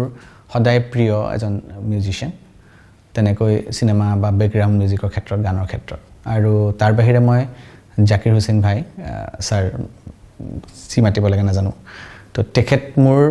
ৰবিশংকৰজী তেনেকৈ মোৰ কাৰণে সদায় ইনস্পিৰেশ্যন আছিলে মিউজিকৰ ক্ষেত্ৰত ক্লাছিকেল মিউজিকৰ ক্ষেত্ৰত তো পিছত মই চিনেমা কৰিম বুলি কেতিয়াও ভবা নাছিলোঁ আৰু এৱাৰ্ডবিলাক যে পাম সেইবিলাকতো কেতিয়াও ভবা নাই এতিয়াও মই মানুহজন কোনোবাই মোক ভুলো বুজিব পাৰে কাৰণ চিনেমা কৰি থকা বহুত মানুহৰ মুখতে কেতিয়াবা শুনা পাওঁ যে ঝুলনে এৱাৰ্ড টাইপৰ চিনেমা ভাল কৰে তো চিনেমাক মই আজিলৈকে তেনেকৈ বিশ্লেষণ কৰিব লাগে বুলি ভবা নাই কাৰণ টাইটেনিক চিনেমাখনে ইমান এৱাৰ্ড পোৱাৰ পিছতো কমাৰ্চিয়েলি হিট আছিলে আফটাৰ চিনেমাখনো ইমান এৱাৰ্ড পোৱাৰ পিছতো কমাৰ্চিয়েলি হিট আছিলে বা ইণ্ডিয়াত যদি আমি চাওঁ যে লাগান চিনেমাখনো মই সেইটো কেতিয়াও নাভাবোঁ যে এৱাৰ্ড পোৱা চিনেমা এটা বেলেগ ধৰণৰ চিনেমা কমাৰ্চিয়েল চিনেমা এটা বেলেগ ধৰণৰ চিনেমা সেইটো মই নাভাবোঁ কিন্তু মই এইটো কথা ভাবোঁ যে আমাৰ দৰ্শকৰ দৃষ্টিভংগীবোৰ কিন্তু বেলেগ বেলেগ হয় আৰু চিনেমা কোনোবাই যদি কয় যে অসমৰ ক্ষেত্ৰত যদি মই কওঁ তেতিয়াহ'লে এৱাৰ্ড বোলা বস্তুটোত মানুহে মই এইকাৰণে এৱাৰ্ডৰ কথা মই বিশেষকৈ গুৰুত্ব দিছোঁ কাৰণ মোৰ জীৱনত এৱাৰ্ড কিছুমান অলপ গোট খাইছে কিন্তু মই সেই ক্ষেত্ৰত মই ভাবোঁ যে কোনোবাই মোৰ কামটো প্ৰশংসা কৰি মোক ভাবিছে যে সেই কামটোত সেই দিনাখন সেই বছৰৰ তেওঁলোকৰ মাজত হোৱা চিনেমাকেইখনৰ মাজত মোৰ কামটো ভাল লাগিছে তাতকৈ কথা একো ডাঙৰ কথা নহয় হয়তো আৰু এখন বেলেগ চিনেমা আহিলে হয়তো বা তাতে যদি জুৰি মেম্বাৰজনো বেলেগ বহে তেতিয়াহ'লেও মই এৱাৰ্ড নাপাব পাৰোঁ কাৰণ তেওঁৰ দৃষ্টিত হয়তো মোৰ কামটো ইমান ধুনীয়া নহ'বও পাৰে গতিকে এইটো সম্পূৰ্ণ দৃষ্টিভংগীৰ ওপৰত গতিকে এৱাৰ্ড পোৱা মানুহজনতকৈ যিজন মানুহে এৱাৰ্ড দিয়ে সেই মানুহজনকহে মই ধন্যবাদ দিওঁ মানে মই যদি এৱাৰ্ড পাইছোঁ মই ভাবোঁ যে সেই মানুহজনেহে ধন্যবাদৰ পাত্ৰ যে তেওঁ মোক এৱাৰ্ড দিব লাগে বুলি ভাবিছিলে কিন্তু মই যদি এজ এ ফিল্ম ইণ্ডাষ্ট্ৰী চাওঁ অভাৰঅল যদি মই চাওঁ তেতিয়াহ'লে অকল এৱাৰ্ডে কিন্তু চিনেমা জীয়াই নাৰাখে আৰু অসমৰ চিনেমাৰ ক্ষেত্ৰত অসমে সদায় ভাল চিনেমা কৰি আহিছে কিন্তু পইচাৰে বিক্ৰী হৈ যাম বুলি কৰা চিনেমাও মই কওঁ যে মানে অকল পইচা ঘটিম বুলিয়ে যি টি কাম কৰা চিনেমাক মই ভাল চিনেমা বুলি নাভাবোঁ আৰু মই পাৰ্চনেলি মই এৱাৰ্ড পাম সেই বুলি ভাবা সেই ইণ্টেনশ্যনত কৰা চিনেমাকো মই ভাল চিনেমা বুলি নাভাবোঁ মই ভাবোঁ যে চিনেমাখন মানুহে কৰি যোৱা সময়ত তেওঁ কিমান অনেষ্টলি কৰিছে আৰু সময়ে সেই চিনেমাখনে পাব লগা যোগ্যতা সময়ত দিব তো সেই ধৰণে কাৰণ আমি আৰুতো মানে কাপোৰৰ দোকানী নহয় যে কাপোৰ এটা আনি থৈ দিলোঁ এইটো আজিয়ে বিক্ৰী হৈ গ'ল এনেকুৱা হ'ব নালাগে আমি এটা ক্ৰিয়েটিভ চাৰ্কুলত থকা মানুহ আমাৰ নিজৰ ইণ্টেলেক্ট আমাৰ নিজৰ মন আমাৰ নিজৰ আত্মাই যিখিনি কথা কয় তাক স্পষ্টভাৱে যদি চিনেমা কৰি থাকে কেতিয়াবা কোনোবাই এৱাৰ্ড পাব পাৰে কোনোবাই নাপাব পাৰে কোনোবা এখন চিনেমা হলত চলিব পাৰে বা নচলি আকৌ পিছত ভালকৈ চলি যাব পাৰে এক্টৰসকলৰ ক্ষেত্ৰতো এতিয়া এখন চিনেমা আমাৰ কি কয় ধুৰন্ধৰ ইমান হিট অক্ষয় খান্না মোৰ one of my favourite actor মই একদম চিন্স মাই চাইল্ডহুড কিন্তু অক্ষয় খান্না এই মুহূৰ্তত আহি এখন এনেকুৱা ধৰণৰ চিনেমা দিলে তেওঁ যদি মই ভাবি থাকিলে কিবা এটা ইণ্টাৰভিউত মোৰ মনত আছে তেওঁ অক্ষয় খান্নাই নিজে কৈছে যে মই শ্বাহৰুখ খান নহয় মানে শ্বাহৰুখ খানৰ কেটেগৰীত তেওঁ নিজকেতো কেতিয়াও তুলনা কৰিবলৈ যোৱা নাই নহয় তো মই সেইটো ভাবোঁ যে অক্ষয় খান্না শ্বাহৰুখ খান অজয় দেৱগান তেনেকৈ আমাৰ ইয়াতো যিকেইজন ফিল্ম মেকাৰ আছে ঝুলন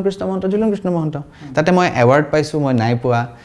এনেকুৱা কথা নাই আমি খেতিয়ক টাইপ মানে আজি খেতি কৰিছোঁ কেতিয়াবা বীজ ভাল হৈছে কাৰণে হয়তো কেতিয়াবা মানে শস্য ভাল হৈছে বতৰ ভাল আছিল কাৰণে হয়তো আমি ভালকৈ খেতি কৰিব পাৰিলোঁ আৰু যদি নহয় বোলে নহয় এই বছৰ মোৰ খেতি বেয়া হ'ল গতিকে আমাৰ আচলতে এইটো সাধাৰণ প্ৰফেশ্যন বুলি ভাবোঁ কিন্তু ভৰতমুনি নাট্যশাস্ত্ৰত যেনেকৈ কৈছে গীতং বাদ্যং তথা নৃত্যম ত্ৰয়ং সংগীতম উচ্যতে বা কলা যদি নাথাকে সাহিত্য কলা যদি নাথাকে এজন মানুহ বহুতুল্য গতিকে সেই ক্ষেত্ৰত ভাবোঁ যে শিল্পীসকলৰ অলপমান মৰ্যাদা এটা সমাজে দিয়ে কিন্তু এইটো আমি আমাৰ পেশ্যন প্ৰফেশ্যন বুলিহে মই নিজকে ভাবোঁ এৱাৰ্ড আৰু চিনেমাৰ ডাঙৰ বিজনেছ মই মোৰ ক্ষেত্ৰত ইমান ইম্পৰ্টেণ্ট বুলি নাভাবোঁ কিন্তু প্ৰডিউচাৰ যিজনে পইচা দিয়ে যিজন প্ৰডিউচাৰে আমাক পইচা দিয়ে তেওঁ কি বিচাৰিছে সেইটোক মই ফুলফিল কৰিব বিচাৰোঁ সেইটো অলপ আইডেণ্টিটি অসমীয়া আইডেণ্টিটি আৰু কনফ্লিক্ট টাইপ ফিল্ম আছে যেতিয়া আমি এনেকুৱা ফিল্মছ বনাওঁ বহুত ডাইৰেক্টৰ্ছ বা বহুত প্ৰডিউচাৰ্ছবিলাকৰ মাজত এটা হেজিটেশ্যন আহে কাৰণ এনেকুৱা ষ্টৰিজ অলপ ভাইলেঞ্চ আৰু এইবিলাক অলপ হাইলাইট হ'ব তো আপোনাৰ যেতিয়া আপুনি বনাই আছিলে এইটো ক্ৰিয়েশ্যন চলি আছিলে তেতিয়া আপোনাৰ মনত কিবা এটা হেজিটেশ্যন বা যেতিয়া আপুনি এইটো থিয়েটাৰ্ছত আনিম তেতিয়া এটা হেজিটেশ্যন হৈছিলে নে মোৰ একেবাৰে নাই হোৱা প্ৰথম কথা কাৰণ মোৰ প্ৰডিউচাৰে যিকেইটা গল্প সুধিছিলে সেইবাৰ কথা পাতিবলৈ গায়ত্ৰী হাজৰিকা বা আমাৰ মাজত আজি নাই গায়ত্ৰী বা বহি আছিলে গায়ত্ৰী বা ঘৰতেই ৰাজুদা আছিলে ৰমেন্দ্ৰ সুমদা আছিলে তেতিয়া মোক কেইটামান গল্প শুনিব কৈছিলে ইটোৰ পিছত সিটো শুনি মোক গোটেইকেইটাই ভাল লাগি বুলি কয় লাষ্টত মই সুন্দৰপুৰ কেওচৰ কাহিনী কৈছিলোঁ আৰু তেওঁলোকে কৈছিলে যে এইটোৱে আমি কৰিম কাৰণ মই যিমান দূৰ জানো ৰমেন্দ্ৰ সুমদা ৰাজুদা তেখেত নিজে এজন সাংঘাতিকভাৱে জাতিপ্ৰেমী মানুহ আৰু অসমৰ যিটো এইটো ক্ৰাইচিছ অসমত অসমীয়াৰ বাহিৰে সকলো মানুহেই আহি দপদপনি কৰিছেহি এতিয়া অসমৰ মানুহৰ নিজৰ ভুলৰ কাৰণেও হ'ব পাৰে সেইটো আত্মবিশ্লেষণৰ কথা আছে কিন্তু আমি আমাৰ মাটি হেৰুৱাইছোঁ আৰু গতিকে এই যিটো আইডেণ্টিটি ক্ৰাইচিছ মানে প্ৰথম কথা হ'ল কি আমি নিজে অসমীয়া কথা নোকোৱা হ'লোঁ গতিকে তাৰপিছত আমি অসমীয়া কথা ভাষাটো বাদি দিলোঁ অসমীয়া সাজ পোছাকটো আমাৰ পিন্ধিবলৈ ল'ৰাবিলাকে লাজ কৰে ছোৱালীবিলাকে বাৰু চাদৰ মেখেলাযোৰ বিয়াই চুৱাই পিন্ধি যায় গতিকে ধুতি পিন্ধা ল'ৰা বুলি ক'লে আমাৰ এতিয়া বহুতৰ ক্ষেত্ৰত মানে ভাবিব যে ধুতি পিন্ধা ল'ৰা ই মানে বেকডেটেড হয় নহয় গতিকে বহুতে ভাবিব জ্ঞানী মানুহে নাভাবে গতিকে তেনেকুৱা হ'ব পাৰে সেই কথাবিলাক লগ লাগিয়ে যে আমি আমাৰ জাতিটো ক'ৰবাত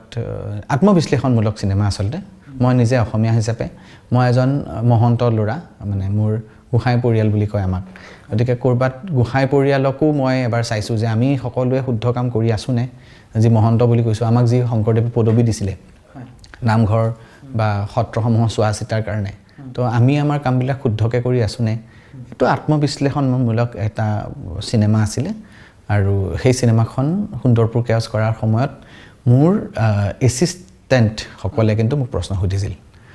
যে এইটো কিয় কৰিছে এইটো কিয় কৰিলে কি হ'ব এইটো ভুল হৈছে নেকি এনেকৈ দেখাব নালাগে নেকি মই ক'ৰবাত দুই এজনৰ কিছুমানৰ কথা হয়তো মই মানি লৈছোঁ কিন্তু মই চিনেমেটিক লেংগুৱেজত যেনেকৈ মই এতিয়া চিনেমা বিষয়ে যদি ক'বলৈ যাওঁ এইটো পডকাষ্ট কিমান হেৰি মই নাজানো কিন্তু এটা শ্বটৰ উদাহৰণ দিম চিনেমা লেংগুৱেজত মই কৰিছিলোঁ বহুতে মোক কৈছিলে ভাইলেঞ্চটো আৰু বঢ়াব লাগিছিলে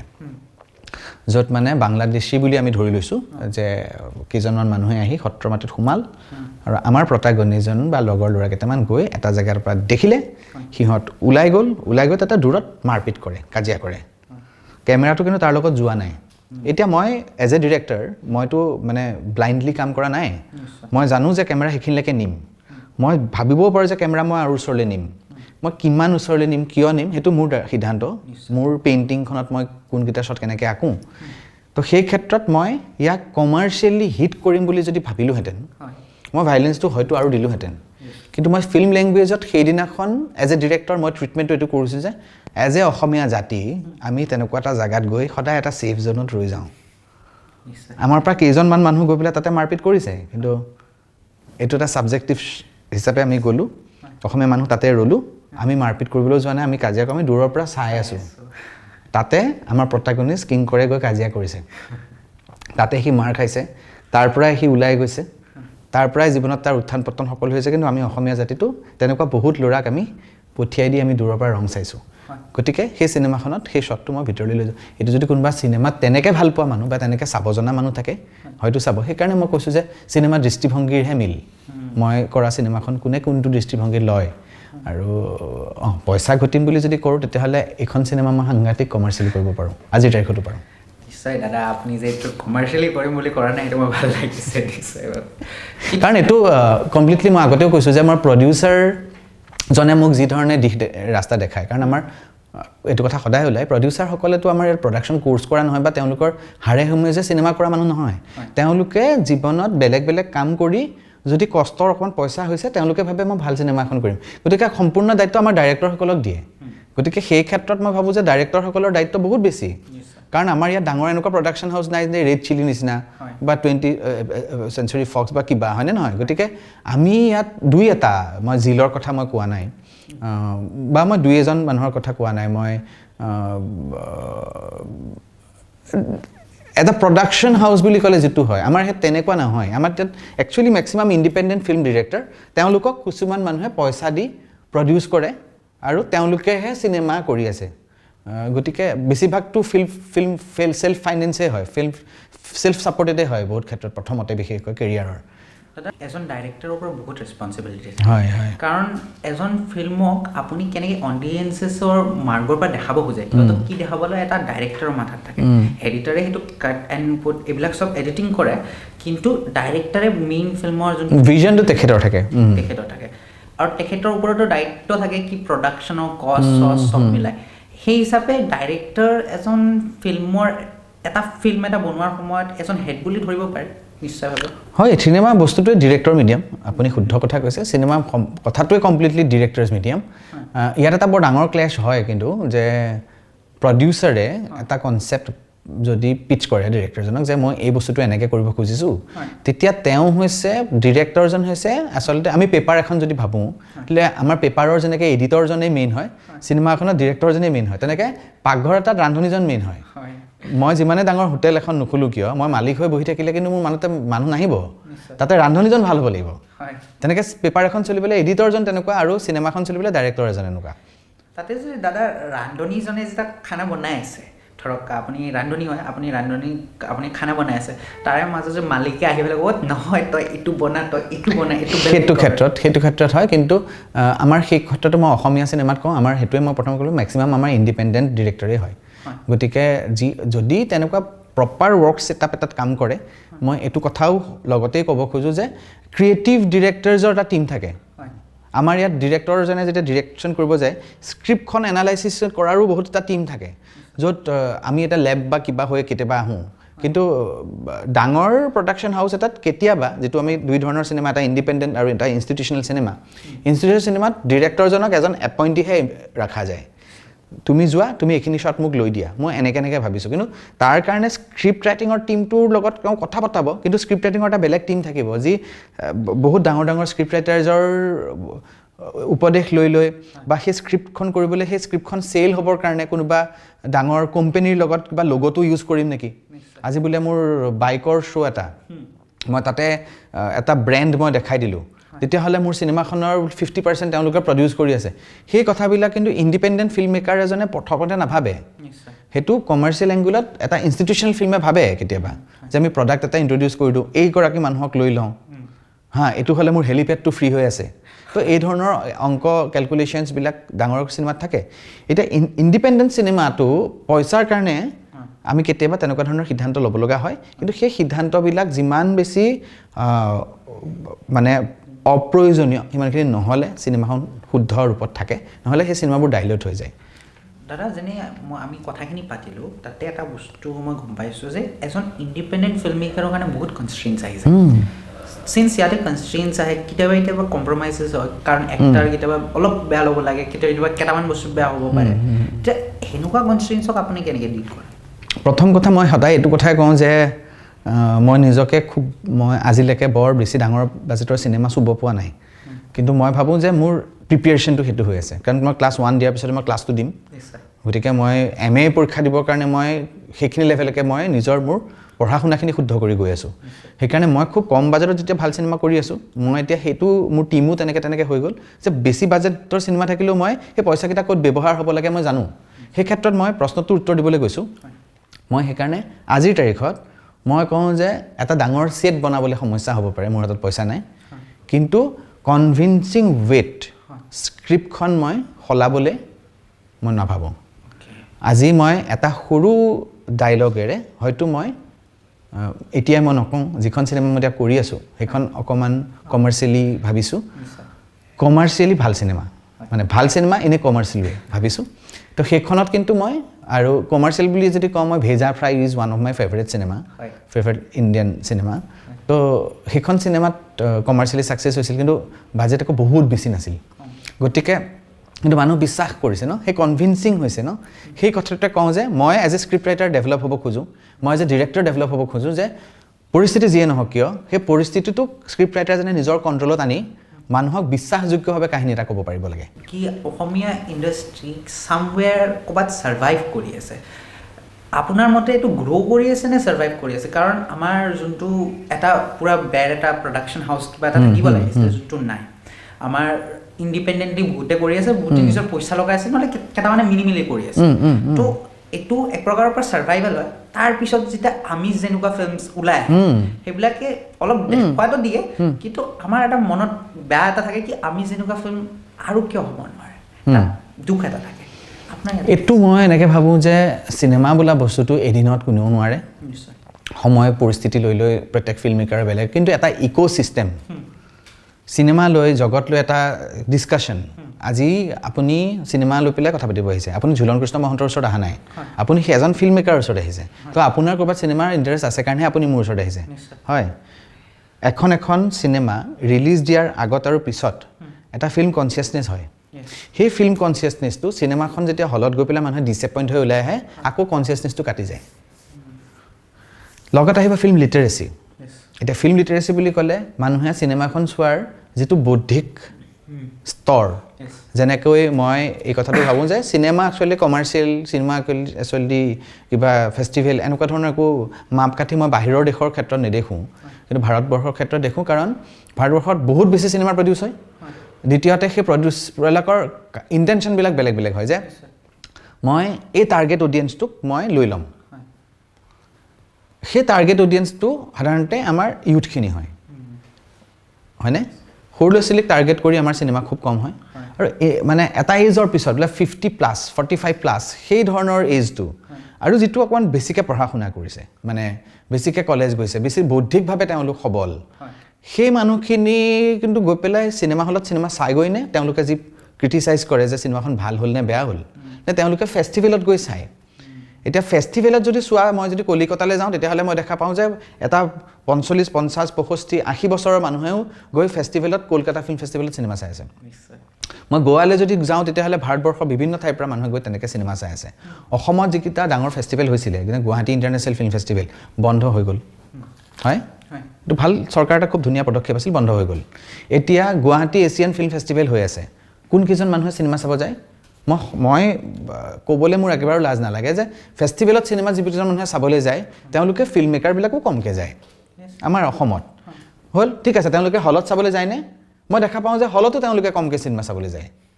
মই কৈছোঁ যে আমাৰ অসমীয়া ফিল্ম ইণ্ডাষ্ট্ৰি বুলি যিমানকেইজন মানুহ আছে, যিমানকেইজন লাইটৰ ল'ৰা আছে, যিমান মেকআপ আৰ্টিষ্ট আছে, যাৰ যাৰ হাতত কেমেৰা আছে, লাগিলে ৱেডিঙে কৰক কিয়, তেওঁলোকৰ মিডিয়ামটো ভিজুৱেল, তেওঁলোকেও যদি এখন অসমীয়া চিনেমা চায়, প্ৰত্যেকখন অসমীয়া চিনেমা হিট হ'ব। মানে আমাৰ ইয়াত ফিল্ম লিটাৰেচি আৰু ফিল্ম কনচিয়াছনেছ দুইটাই কম হৈ আছে। মই এইটো কথা এষাৰতে ক'ব খুজিছোঁ, যাৰ কাৰণে চিনেমাখনৰ বহুত এটা হাইপ নুঠা লাগে। যেনে ভিলেজ ৰকষ্টাৰ হেৰিত গ'ল, ডাঙৰ ফেষ্টিভেল পাইছে, অস্কাৰলৈ নমিনেশ্যন হৈছে, সেইকাৰণেহে ভিলেজ ৰকষ্টাৰ মানুহে চাবলৈ গ'ল। কিন্তু ভিলেজ ৰকষ্টাৰখন কিয় চাবলৈ নগ'ল? ৰঘুপতিৰ ধৰণে চিনেমা, ৰবিদা আছে, প্ৰথমতে চাব গ'ল, যেতিয়া ইজনে সিজনে মুখে মুখে চালে, মই কেৰেক্টাৰটো কৈছোঁ অডিয়েঞ্চৰ, ভাল লাগিল, তেতিয়াহে আকৌ চাবলৈ গ'ল। কিন্তু এনেকুৱাও শুনিছোঁ যে ৰবিদাৰ বেলেগ এখন চিনেমা, হয়তো মই ৰবিদাৰ ডাঙৰ ফেন, কিন্তু মই এখন চিনেমা নাচালোঁ, চিনেমাখন বোলে ভাল হোৱা নাই, মানে বেলেগৰ কথা শুনি তেওঁলোকে টেষ্টটো ল'ব নগ'ল। হয়তো ইয়াত ফাইনেন্স জড়িত হৈ আছে নেকি, ইকনমিক, যে এজন অসমীয়া মানুহে টিকেট কিমান টকাৰ দি চাব পাৰে, এটা পৰিয়ালে টিকেট কিমান টকাৰ দি চাব পাৰে, আৰু পপকৰ্ণ কিমান টকাৰ কিনিব পাৰে।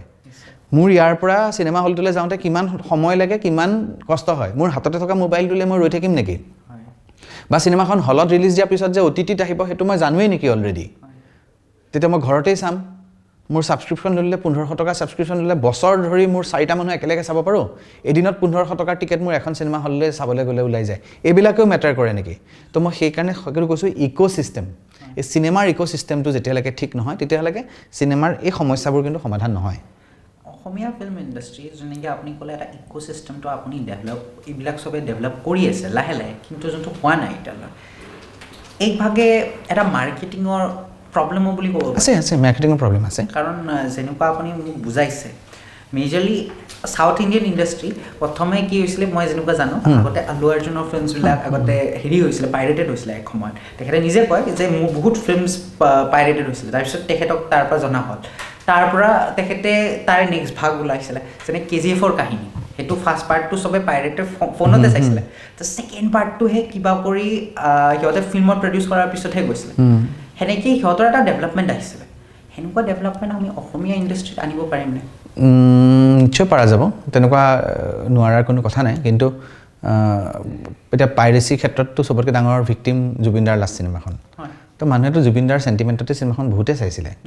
কিন্তু এই কেইটামান চেনেলত যেতিয়া আপলোড কৰি দিলে সেইটোৱে ফিল্ম কনচিয়াছনেছ নাই মই যে আকৌ ক'লোঁ যে ফিল্ম কনচিয়াছনেছটো যদি থাকিলে হয় তেতিয়াহ'লে আৱেগিক হৈ জুবিনদাৰ চিনেমাখন মই আপলোড কৰি দিম সকলোৱে চাওক এইখন আমাৰ জাতীয় সম্পদ তেনেকুৱা ধৰণৰ কথা নাই আৰু এটা বস্তু যে ফিল্ম মেকাৰসকলে পইচা খুজিলেও বহুতে বেয়া পায় কিন্তু মই এনেকুৱাও ভাবোঁ যে আমাৰ কি ক'ম আৰু ঋষিমুনিবিলাকক পইচা নালাগে নেকি লাগে ন তেওঁলোকেতো ইণ্টেলেকচুৱেল ডেভেলপ হৈ আছে তেওঁলোকে নিবিচাৰিব পাৰে বেলেগ কথা কিন্তু তেওঁলোকেওতো ভাল এটা জীৱন পাব লাগে আমাৰ যিখিনি মানুহে এতিয়া য়োগা কৰে যোগাভ্যাস কৰে তেওঁলোকেও মই কোৱা নাই তেওঁলোকে হয়তো বিচাৰিব পাৰে মই এচি গাড়ীত নুঘূৰোঁ তেওঁলোকৰ চইচ কিন্তু তেওঁলোকে বিচাৰ মতে তেওঁলোকক আমি এটা পইচা দিব নালাগে জানো তো সেই ক্ষেত্ৰত কৈছোঁ ফিল্ম মেকাৰ বা আৰ্টিষ্ট সদায় ফ্ৰীয়ে গান গাব লাগে নেকি এক্টৰ এজনে যে নাটক কৰিবলৈ যে মানুহক মাতে আমাৰ ইয়াত সাংস্কৃতিক সঞ্চালকালয়ৰ সহযোগত পইচা কেইটামান নাপালে কোনো পাতিবও নোৱাৰে তাৰমানে নাটকবিলাক আমি সদায় ফ্ৰীয়ে চাব লাগে নেকি বা চিনেমা এখন যে কৰিলোঁ ইমান পইচা খৰচ কৰিলোঁ সেইখন কি মই ঘৰত বহি পেলাই ফ্ৰী কপিটোহে চাব লাগে নেকি তো আমিতো বহুত ক্ষেত্ৰত বহুত মানুহকে আমি দান বৰঙণি কৰোঁ কিমান পইচা অসমত প্ৰত্যেক 31st বা উৰুকাৰ দিনাখন জাতীয় উৎসৱৰ দিনাখন আমি মদতে শেষ কৰোঁ হয়নে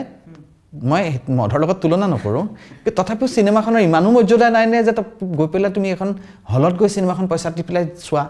তো সেই কনচিয়াছনেছটো জাতি এটা নাথাকিলে আমি অসমীয়া চিনেমা আগবাঢ়িব বুলি কি কথা পাতি থাকিম এইটোত এটা বস্তু মই বুজিছোঁ যেনে আপুনি গুৰুৰ এক্সাম্পল দিলে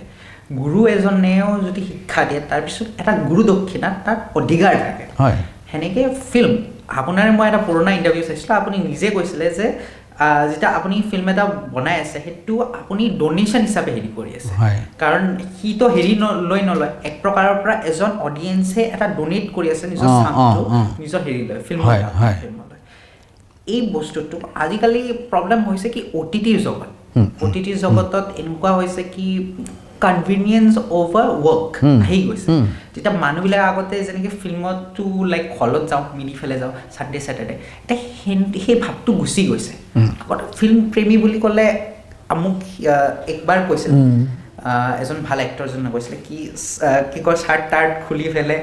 হেৰি কৰি দিয়া এতিয়া সেই বস্তুটো নাই কাৰণ এতিয়া কনভিনিয়েন্স আৰু মানুহে নিজৰ এটা হেৰিটো আগবঢ়াই লৈছে এইটো ছ'চিয়লজিৰ এটা ডাঙৰ ছাবজেক্টেই হ'ব মোৰ মতে যে এটা সময়ত আছিলে আমি এটা টিভি ঘৰৰ পৰিয়ালৰ চুবুৰীৰ চবেই চাইছিলোঁ ৰামায়ণখন হয় আৰু প্ৰজেক্টৰ লগাই গাঁৱৰ কাৰোবাৰ বিয়া থাকিলেও মাহী পেহীৰ বিয়াবিলাকত আমি নিজেও দেখিছিলোঁ যে প্ৰজেক্টৰ লগাই দিয়ে ওচৰৰ মানুহে চবেই আহি চায় তাৰ পৰা সেই স্ক্ৰীণখন গৈ পেলাই এটা ঘৰৰ এটা টিভি হ'ল তাৰপিছত গৈ এটা বেডৰুমত আৰু এটা ড্ৰয়িং ৰুমত এটা টিভি হ'ল আৰু এতিয়া মোৰ মোবাইলটোৰ পাছৱৰ্ড মই মোৰ ৱাইফকো নিদিওঁ তো এইটো এটা সাংঘাতিক ছ'চিয়েল চেঞ্জ যাৰ কাৰণে মই ভাবোঁ যে চিনেমা ইমান ডাঙৰ মিডিয়ামটোৰ পৰা লাহে লাহে সৰু হৈ আহিছে কিন্তু এটা কথা মই কওঁ যেতিয়ালৈকে মানুহে এনজয় কৰিব জানিব পিকনিকটো এতিয়াও খাব যায় হয় মানে এটা ব্ৰেক লাগে মানুহক চিনেমাই কিন্তু এটা ক্লাছলেছ ছ'চাইটি দিয়ে এটা ক্লাছলেছ ছ'চাইটি দিয়ে চিনেমাত কোনো হিন্দু মুছলিমে টিকেটটো তেনেকৈ নাপায় গতিকে এটা হলতে সকলোৱে এখন চিনেমা একেলগে চাই একেলগে হাঁহে এখন সমাজ সকলো মানুহে একেলগে এনজয় কৰে গতিকে এইটো এটা ফেষ্টিভেল চিনেমা এখন সেইকাৰণে চিনেমাৰ পাৱাৰটো বহুত বেছি সেইকাৰণে চিনেমা যিখন কৰোঁ ফিল্ম মেকাৰৰ সেইটো গুৰু দায়িত্ব যে সমাজৰ কাৰণে তেওঁলোকে কি কথা আগবঢ়াই দিছে সমাজখন ভাঙিবলৈ নে সমাজখন গঢ়িবলৈ নিশ্চয় কাৰণ আপুনি যেনেকৈ কৈছে ফিল্মটো ক্লাছলেছ হয় এইটো আমাৰ সমাজত বিভিন্ন বস্তু থাকিব পাৰে কিন্তু যেতিয়া এটা ফিল্ম নতুন ৰিলিজ হয় বা এনেকুৱা জগতৰ পৰা কিবা নতুন বস্তু আহে চবে একে মিলি পেলাই বহে হয় কালিলৈ আমাৰ মাজত কিমানো কাজিয়া হয় ৱৰ্ল্ড কাপৰ মেটচত কি হৈছে চবেই জানিব একদম নিশ্চয় একদম হয় সেই ভাৱটো সদায় ৰাখে ধৰক দাদা এতিয়া যে কালিলৈ এইটো একদম হাইপথেটিকেল প্ৰশ্ন যদি আপোনাক মই ফিল্ম আৰু মিডিয়াৰ পৰা কিবা এটা মিনিষ্টাৰ পদ এটা আনাই দিলোঁ এতিয়া আপুনি তাতে পদটোত পালে আপুনি অসমীয়া ফিল্ম ইণ্ডাষ্ট্ৰীত কি চেঞ্জ আনিব খুজিব মই প্ৰথমটো এইটোৱে জানিব খুজিম যে একদম ক্লাছ লেভেলত স্কুল ক্লাছ লেভেলত মই চিনেমা পঢ়িব লাগে বুলি এটা ছাবজেক্ট এখন পেপাৰ যেনেকৈ শিশু কবিতা যদি থাকে শিশু চিনেমাৰ ওপৰত মই এটা হ'লেও চেপ্টাৰ মই তেওঁলোকক দিব খুজিম ছেকেণ্ড কথা এজন মানুহে মোৰ মা দেউতাই চিনেমা কৰিব মোক যেতিয়া পঢ়িবলৈ কৈছে মোৰ ঘৰৰে পৰিয়ালৰ মানুহে মোক ভাল পাই কৈছিলে যে চিনেমা মৰিয়ে গ'ল শেষ হৈ গ'ল তই এতিয়া কি চিনেমা পঢ়িবলৈ যাওঁ গতিকে আমাৰ তাৰ ওপৰৰ যিখিনি মানুহ মানে যিখিনি মানুহৰ হাতত অৰ্থ আছে পইচা আছে তেওঁলোকক মই চিনেমা কম খৰচত চাব পৰাৰ সুবিধাটো কৰিবলৈ দিব খোজোঁ যেন এটা টিকেটত হয় চিনেমা ইজ কষ্টলি কিন্তু মই যদি ভাবোঁ যে বাল্কত মই চিনেমা মানুহক দেখুৱাবলৈ যাওঁ হলছ বহুত হয় শুনিবলৈ বস্তুবোৰ বহুত সহজ যেন লাগে ইমানো সহজ নহয় নহ'লে চৰকাৰে ইতিমধ্যে কৰিলে হয় কিন্তু সেই কনচিয়াছনেছটো আনিবৰ কাৰণে আৰু এটা মই গুৰুত্বপূৰ্ণ কথা বুলি মই ভাবোঁ কৰিব লাগে সেইটো হৈছে গ্ৰেডেশ্যন অফ চিনেমা গ্ৰেডেশ্যন বুলি ক'বলৈ হ'লে আমি এতিয়া চিনেমা এখনৰ পোষ্টাৰ এখন চাই পেলাই যেনেকৈ censor is a different thing চেন্সৰে সদায় A কেটেগৰী A+ বা ইয়াতে ৰাষ্ট্ৰবিৰোধী কিবা কথা কৈছে নেকি সেইখিনি চোৱা চিতা কৰে বা পাৰ্চনেলি মই ড্ৰয়িং ৰুমত চাব পাৰোঁ নে নাই ঘৰৰ লগত গতিকে ইউ দিম নে নাই কিন্তু এই ধৰণৰ কথাখিনিহে চায় কিন্তু চিনেমাখনৰ মানদণ্ড এখন চিনেমাৰ মানদণ্ড চাব পৰাকৈ যেনেকৈ আমি আমাৰ মুখত এটা শব্দ কওঁ যে এই ধৰণৰ চিনেমা C গ্ৰেডৰ চিনেমা কওঁ ন কিন্তু আমি অসমীয়া চিনেমা এখন যেতিয়া হলত দি দিওঁ তেতিয়া A গ্ৰেড হৈছে নে B গ্ৰেড হৈছে নে C গ্ৰেড হৈছে কোনোবা এখন C গ্ৰেড চিনেমা চাবলৈ গৈ পেলাই আমি এজ এ হ'ল অসমীয়া চিনেমা ভাল নোহোৱা বুলি কৈ দিওঁ মানে তাৰ এটা বেঞ্চমাৰ্ক এটা গ্ৰেডেশ্যন ছিষ্টেম এটা ক'ৰবাত নহয় ক'ৰবাত বৰ দৰকাৰী চৰকাৰী ফালৰ পৰা যে এই চিনেমাখন A গ্ৰেডেড চিনেমা এই কেটেগৰীৰ চিনেমা কোৱা নাই this is a graded cinema this is a B grade cinema this is a C grade cinema বা আমি যেনেকৈ এইটো হ'ব পাৰে মই কথা পাতি থাকোঁতেও ভাবিছোঁ যে আমি যেনেকৈ অল ইণ্ডিয়া আমাৰ প্ৰচাৰ ভাৰতীৰ আণ্ডাৰত এজন মানুহৰ ৰেজিষ্টাৰ থাকে এজন আৰ্টিষ্টৰ যে he is a graded artist তো তেওঁৰ পে'মেণ্ট ষ্ট্ৰাকচাৰ বেলেগ হয় আমি যদি ক্ৰিকেটত চাওঁ তেতিয়াহ'লে যিজন আমাৰ তেণ্ডুলকাৰ সেহৱাগ বা এতিয়া বোলে বিৰাট কোহলি তেওঁলোকৰ পে'মেণ্ট ষ্ট্ৰাকচাৰ বেলেগ হয় তেওঁলোকে বহুত বেছি কণ্ট্ৰিবিউট কৰিছে হয়নে বা তেওঁলোকৰ ষ্টেণ্ডাৰ্ডটো এতিয়ালৈকে বেলেগ হৈ আছে গতিকে তেওঁলোকৰ পে'মেণ্ট ষ্ট্ৰাকচাৰ বেলেগ হয় BCCI বেলেগকৈ দিয়ে ICCI বেলেগকৈ দিয়ে মানে গভৰ্ণমেণ্টেও তেনেকুৱা ৰেট এটা কৰিব লাগে কৰিব পাৰে যে এয়া A গ্ৰেডেড চিনেমা এইখিনি A গ্ৰেড ফিল্ম মেকাৰ গতিকে তেওঁলোকক সদায় স্পেচিয়েল সুবিধা বা কোনোবাই C গ্ৰেড কৰিছে কাৰণ তেওঁলোকে পইচা ঘটিম বুলি কৰিছে তেওঁলোকে ৰাষ্ট্ৰ গঠনত কিমান কণ্ট্ৰিবিউশ্যন আছে তাতকৈ তেওঁলোকে পইচা গঠনত বেছি কণ্ট্ৰিবিউশ্যন আছে তো তেওঁলোকক আমি সমান মৰ্যাদা কিয় দিম হয়নে এই ধৰণৰ সামাজিক দায়বদ্ধতা থকা বস্তুবিলাক চৰকাৰৰ ফালৰ পৰা হ'ব লাগে বুলি মই ভাবোঁ কাশ্মীৰ ফাইলছখন আহিলে তেতিয়া বহুতাই আপত্তি জনাইছিলে কিন্তু ভাৰত চৰকাৰে সিহঁতলৈ এটা সহযোগিতা বনাই দিছিলে যেনেকৈ অসম চৰকাৰে এইটো টেক্স ফ্ৰী কৰি দিলে বা গভৰ্ণমেণ্ট চাকৰিয়ালবিলাকক হাফ ডে ছুটি দিলে কি তোমালোকে যাই পেলাই কাশ্মীৰ ফাইলছ সেনেকুৱা কি আমাৰ অসমীয়া ডেভেলপাৰ্ছবিলাকে যোনবিলাকে ফিল্ম ডেভেলপ কৰে সিহঁতে যদি কেতিয়াবা এনেকুৱা ফিল্মছ বনায় তেতিয়া যদি চৰকাৰে এনেকুৱা কিবা কৰে এইটোতো ভাল বস্তু মই ভাবোঁ চৰকাৰ শব্দটো গণতন্ত্ৰত চৰকাৰ শব্দটো মানুহে চলায় আৰু ময়ো জানো পৃথিৱীত সকলোৱে জানে ভাৰত চৰকাৰক এতিয়া বৰ্তমান দিশ দেখাই থাকিবৰ কাৰণে কিছুমান অনুষ্ঠান আছে সংগঠন আছে যিসকলে চৰকাৰখনক এইটো দিশত গ'লে ভাল হ'ব সেই এটা প্ৰেছাৰ গ্ৰুপ এইখিনি কাম ভাল কৰা এইখিনি কাম নকৰিবা বেয়া নকৰিবা আমি পলিটিকেল চায়েন্সৰ ষ্টুডেণ্ট আমি জানো তো এই ধৰণৰ কামবোৰ কৰি আছে এতিয়া মই বাদ দিলোঁ মই ডাঙৰ ৰাষ্ট্ৰীয় পৰ্যায়ৰ একো কথা নকওঁ মই কিন্তু এইটো কথা ষ্ট্ৰেইট ক'ম কোনোবাই ভাল পায় বেয়া পায় মই কেয়াৰ নকৰোঁ মই মোৰ ছ'চিয়েল ইমেজটো খুব ভাল হ'ব লাগিব মই মিছা কথা কৈ থাকিম সেইটোও মই নকওঁ সুন্দৰপুৰ কেওছ চিনেমাখন যেতিয়া মই কৰিছিলোঁ সেইখিনি সময়ত আমাৰ ইয়াত বহুত জাতীয় সংগঠন আছে হয়নে এই ইছ্যুটো লৈ যে ভাৰতবৰ্ষত বাংলাদেশী মানুহ মই বাংলাদেশী বুলি এতিয়া কৈছোঁৱেই তো সেই মানুহখিনি অনুপ্ৰৱেশৰ বিপৰীতে মাত মাতা বহুত জাতীয় ৰাষ্ট্ৰীয় সংগঠন আছে ছাত্ৰ দল আছে ৰাজনৈতিক দল আছে হয় কোনোবাই যদি খবৰ নাই লোৱা তেতিয়াহ'লে মই নাজানো কিন্তু যদি মিডিয়া কোনোবাই চাইছিল বা মুখ্যমন্ত্ৰী হওক প্ৰাক্তন মুখ্যমন্ত্ৰী হওক বৰ্তমানৰ হেৰি হওক মই এইটো প্ৰত্যেকটো চেনেলত মই বাৰে প্ৰতি কৈছোঁ প্ৰত্যেকটো চিনেমাৰ হলত ৰিলিজ হোৱাৰ আগতেও মই আৰু আজিকালি IT চেলে চবেই জানে মই কাৰোবাৰ নাম লোৱাৰ লগে লগে তেওঁৰ নামটো কিয় ল'লোঁ তেওঁ যে খবৰ অভিয়াছলি পাইছেই সেইখিনি সময়ত কিন্তু সুন্দৰপুৰ কেওছক লৈ মই সজাগতা নাই পোৱা এই ক্ষেত্ৰত মই ভাবোঁ যে অসমীয়া মানুহে এনেই কয় এই ইমানখিনি শ্বহীদ মৰিল আমাৰ তেজ গ'ল এইবোৰ মানুহে এনেই কয় তাত সেইটো হয়তো কিবা কমদিনীয়া অনুভৱ এটা ৰাখে চাগে মানে এটা অনুকম্পা হয়তো লয় কিন্তু জাতিগতভাৱে আজিলৈকে মই সুন্দৰপুৰ কেওছৰ মই সঁচা কথা কৈছোঁ আপোনালোকে ক'ৰবাত পাইছে নেকি মই ইমান এৱাৰ্ড পোৱাৰ পিছত মই চেলিব্ৰেশ্যন কৰিছোঁ মই কেতিয়াও চেলিব্ৰেশ্যন কৰা নাই কাৰণ ইছ্যু ইজ এলাইভ মই চিনেমা এখনহে কৰিছোঁ মই সেই চিনেমাখনৰ ছাকচেছ পাৰ্টি কেতিয়াও নকৰোঁ কাৰণ মোৰ মুদ্দাটোৱে শেষ হোৱা নাই মোৰ সত্ৰৰ মাটি এতিয়াও গৈ আছে এতিয়াও অনুপ্ৰৱেশকাৰীয়ে বিভিন্ন ধৰণৰ কামৰ কাৰণে যত্ন কৰিয়ে আছে হয় আমাৰ পুলিচ বিভাগ আমাৰ গৃহৰক্ষী বিভাগ আমাৰ চৰকাৰৰ এই বেষ্টনীটো আছে কাৰণে তেওঁলোকে অসফল হয় কিন্তু তেওঁলোকৰ এটেকটো চলি আছে বা সত্ৰৰ মাটিটো সম্পূৰ্ণ বেদখল হৈছে বুলি আজি তাৰিখত কোনো ক'ব নোৱাৰে গতিকে মই এনেকুৱা ল'ৰা লগ পাইছোঁ যাৰ পিঠিত দাগ ঘাপ পৰিছে অনুপ্ৰৱেশকাৰীৰ সেই কথাবোৰতো কেতিয়াও নোলায় কিন্তু সেই চিনেমাখন কৰিবলৈ এৱাৰ্ডটো পালে খবৰটো ওলায় কিন্তু মোৰ যিটো এৱাৰ্ড মই সেইকাৰণে আজিলৈকে মই সুন্দৰপুৰ কেওছৰ এটা এৱাৰ্ডো মই চেলিব্ৰেট কৰা নাই এইটো দুখীয় কথা যেনেকুৱা হৈছে নিশ্চয় নহয় কথাটো মই সেইটোৱে কৈছোঁ মোৰ কৰিবলগীয়া একো নাই এজ এ ফিল্ম মেকাৰ আমাৰ মনত কিবিলাক কথা আহে আমি প্ৰকাশ কৰোঁ as an artist as a painter বা এজ এ ছিংগাৰ মোৰ কথা অলপ আহিলে মই লিখি দিলোঁ বা মই গানটো গালোঁ এতিয়া মানুহে লয় বা নলয় সেইটো সমাজৰ ওপৰত কথা চিনেমাখন কোনোবাই চালে বা নাচালে সমাজৰ ওপৰত কথা ভাল পালে বা বেয়া পালে সেইটোতো আৰু ব্যক্তিগত কথা মই সেইখিনিলৈ অহাই নাই মই এইটো কথা কৈছোঁ যে ইমান জাতীয় দলৰ অনুষ্ঠানসমূহৰ কেইজন মানুহে সুন্দৰপুৰ কেওছৰ বিষয়ে জানিছিল খবৰ ৰাখিছিল বা চিনেমাখন চাবলৈ গৈছিল খবৰ পোৱাৰ পিছতো সেই কথাটোৱে কৈছোঁ মই চিনেমা এজ এ মিডিয়াম কোৱাই নাই মই কৈছোঁ মই মুদ্দা বেষ্ট চিনেমা তো কাশ্মীৰী ফাইলছৰ কথা ওলাইছে কাৰণে মই কৈছোঁ কাশ্মীৰী ফাইলছ চলিবৰ কাৰণে মানুহে কাশ্মীৰী ফাইলছ মানুহে চাওক বুলি ভাবি আমাৰ এটা বৰ দুৰ্বল দুখৰ এটা ইতিহাস আছে তাক আকৌ ৰোমন্থন কৰিবলৈ মানুহে চৰকাৰে গুৰুত্ব দিছিলে মই ইমান ভাইলেণ্ট কৰাই নাই চিনেমাখন নে মই ভাইলেণ্ট কৰিব লাগিছিল নেকি যদি ভাইলেণ্টলি কৰিব লাগিছিল মই এতিয়াও কৈছোঁ মই সুন্দৰপুৰ কেওছ বহুত ভাইলেণ্টলি কৰিব পাৰোঁ কোনোবা মোক প্ৰডিউচ কৰিব নেকি সেই মুদ্দাটোলৈ সেইখিনি সময়ত মোকতো জাতি বিৰোধী কোৱা কথা মানুহো ওলাব যে সি সমাজত বিষ বাষ্প দিছে হিন্দু মুছলিমৰ মাজত সংঘাত কৰিছে নাই কৰা মই সংঘাত মোৰ তাতে প্ৰটাগনিষ্টৰ লগৰ ল'ৰাজনেই সত্ৰত বহি থকা ল'ৰাজনৰ লগৰ ল'ৰাজনেই মুছলিম ল'ৰা মই হিন্দু মুছলিমৰ কাৰণে মই অসম আৰু ভাৰতবৰ্ষৰ কথা কৈছোঁ মোৰ ভাৰত যিখন দেশ যে চাৰিসীমা আমি ভাৰত মাতা বুলি মানো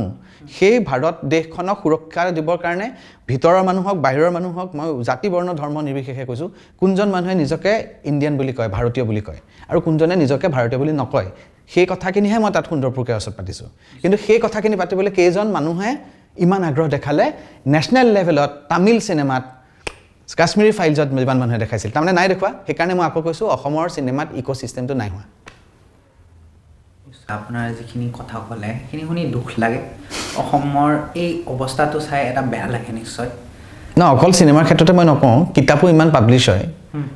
কিতাপনো আমি কিমান পঢ়োঁ বা অসমীয়া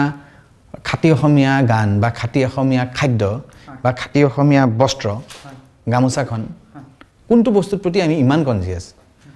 সেই কনচিয়াছনেছটো এজ এ হ'ল অসমৰ মানুহৰ কমিছে বুলি মই ভাবোঁ তাৰ মাজত ময়ো পাৰ্ট এটা মই যে সাংঘাতিক কিবা বেলেগ নহয় আমি এজ এ ছ'চিয়েল ভিক্টিম সমাজখন তেনেকৈয়ে চলি আছে অসমীয়া চিনেমাৰ ক্ষেত্ৰতো সেই সজাগতাটো মই নেদেখোঁ এইটোত মই এটা জড়িত প্ৰশ্ন এড কৰিছোঁ যে এইটো মেবি অলপ ইকনমিৰো কথা আছে কাৰণ মই সেইটোৱে কৈছোঁ ইকনমিৰ কথা থাকিব কাৰণ আমাৰ যোনবিলাক লোক আছে ন সিহঁতৰ সম্পদা অলপ কম আছে মানে ডাঙৰ সম্পদা আপুনি কৈছে ফিল্ম লিটাৰেচিৰ কথা কৈ আছিল ন কাৰণ আমাৰ লোক ন সিমান লিটাৰেট নহয় ফিল্মৰ কথা কাৰণ এটা জেগাত যিমান মানুহ ফিল্মৰ বিষয়ে লিটাৰেট হ'ব যিমান অলপ সম্পদা থকা থাকিব সিহঁতে অলপ বস্তুখিনি আগবঢ়োৱাটো সহজ হ'ব আৰু এইটো এনেকুৱা নহয় কি কোনোবা সৰু মানুহ বা কোনোবা হেৰি নাই মই সেইটো ক্ষেত্ৰতে অকণমান আগতে কৈছিলোঁ যে মোৰ মোবাইলত যদি মই ছাবস্ক্ৰিপশ্যন ল'ব লাগে আৰু মানুহক এণ্টাৰটেইনমেণ্ট মিডিয়ামহে লাগে ইউটিউব ইজ ফ্ৰী আৰু তাতে বৰ সহজতে সস্তাতে সস্তীয়াও পায় বস্তুটো সস্তীয়া আৰু সহজতে সস্তাৰ বস্তু পাই যায় গতিকে সেইটোত যদি এজন কষ্ট কৰা মানুহে ৰাতি ঘৰলৈ উভতি আহি মই এজ এ ছ'চিয়েল ছায়েন্সতে যদি মই এজন ষ্টুডেণ্ট হিচাপে যদি পঢ়োঁ ঘৰলৈ আহি পাই পেলাই তেওঁ দুখে ভাগৰে এটা হাঁহি ধেমালিৰ ভিডিঅ' চাই পেলাই শেষ কৰি দিব তেওঁ সুন্দৰপুৰ কেওছ চাবলৈ কিয় যাব নাযাব নহয় মই সেইখিনি মানুহৰ কথা কৈছোঁ যিসকলৰ মানুহৰ সঁচাকৈ পকেটত 100 টকা 200 টকাও নোলায়নে সেইখিনি মানুহৰ পকেটতো 200 টকা এটা আছিল ন যি নিজকে অলপমান সেই জাতিটোৰ পৰা নিজকে ভাবে যে মই অলপ পঢ়িছোঁ মই গ্ৰেজুৱেট হয় মই PhD কৰিছোঁ বা মই অসমৰ বৌদ্ধিক মহলৰ লগত জড়িত মই সেইখিনি টাৰ্গেটৰ কাৰণে সুন্দৰপুৰ কেওছ আছিলে কিন্তু মই স্পেচিয়েলি কৈছোঁ মই সেইখিনি মানুহক কেতিয়াও টাৰ্গেট কৰা নাই যিখিনি মানুহে জীৱনত সদায় কষ্ট কৰিছে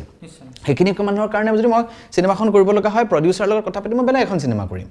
কিন্তু সুন্দৰপুৰ কেওছ সেইখিনি মানুহৰ কাৰণে যাৰ মহানুভৱতা আছে আত্মানুসন্ধান আছে সেই মানুহখিনিৰ তাতে 200 টকাটো নোলাল নেকি মই সেইটোহে ভাবিছোঁ মই আপোনাক এইটো ক্লিয়াৰ কৰিব দিছোঁ কাৰণ বহুত মানুহে আজিকালি চিনেমা জগতৰ মানুহবিলাকৰ কথা বেলেগ ধৰে লয় সেইকাৰণে মই আপোনাক ক্লিয়াৰ কৰিলোঁ এনেকুৱা কিবা ষ্টৰি আছে নেকি যোনটো জুলম কৃষ্ণ মহন্ত দাই নিজৰ মনত ৰাখি থৈছে বহুত বছৰৰ পৰা কিন্তু তেখেতে ভাবি আছে বনাম কিন্তু ওলোৱা নাই এই কাহিনীটো বা এক্টাৰ্ছ পোৱা নাই হেৰি পোৱা নাই বা ফাণ্ডিং এইবিলাক একো পোৱা নাই এনেকুৱা কিবা ষ্টৰি আছে নেকি আপোনাৰ প্ৰথম কথা হ'ল মই মোৰ গল্প যিবিলাক লিখি থাকোঁ মই মোক যদি প্লট দিয়ে বা মোক বাজেট দিয়ে বা এনেকুৱা ধৰণৰ কেৰেক্টাৰ দিয়ে মই ভাবিব যত্ন কৰোঁ যে এইটোক লৈ কি কৰিব পাৰিলোঁ কিন্তু এই প্ৰশ্নটোৰ উত্তৰ মই একাষাৰে এইটো দিম যে মোৰ প্ৰথম যিখন চিনেমা আছে নদীমাথো বয়ৰ মই ছিকুৱেল ভাবি থৈছিলোঁ আৰু সেইখন মোৰ লিখিত আছে অকণমান আগতে মোৰ ছাত্ৰীগৰাকীক দেখাইছোঁ মিচিং ভাষাত কেইটামান ডাইলগ আছিলে ছাত্ৰীগৰাকী মিচিং গতিকে তেওঁক মই দেখুৱাইছিলোঁ যে কেইটামান মিচিং ভাষাৰ ডাইলগ আছে সেইখন কিন্তু কৰিবলৈ মোৰ বৰ মন আছে আৰু সেইখনৰ কাৰণে এক্টৰ এক্ট্ৰেছো ৰেডি আছে কাৰণ তাতে নদীমাথো বয়ৰ প্ৰথমখনটো মই এক্টিং কৰিছিলোঁ আৰু ছেকেণ্ডখনতো ময়ে আছোঁ কিন্তু এতিয়ালৈকে সেই কাহিনীটো লৈ মই দুগৰাকীক প্ৰডিউচাৰ হিচাপে কথা পাতিছোঁ কিন্তু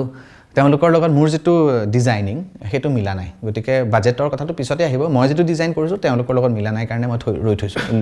ৰৈ আছোঁ বৰ্তমান কিন্তু মই ভাবোঁ যে হয়তো পৰাপক্ষত চৰাই চাপৰিৰ আণ্ডাৰতে বা সহযোগিতাতে হ'লেও নদীমাথো বয় পাৰ্ট 2 মই সেইখন অতি সোনকালে কৰিব খোজোঁ নিশ্চয় এইটো আপোনালৈ আমাৰ পৰা শুভেচ্ছা থাকিল থেংক ইউ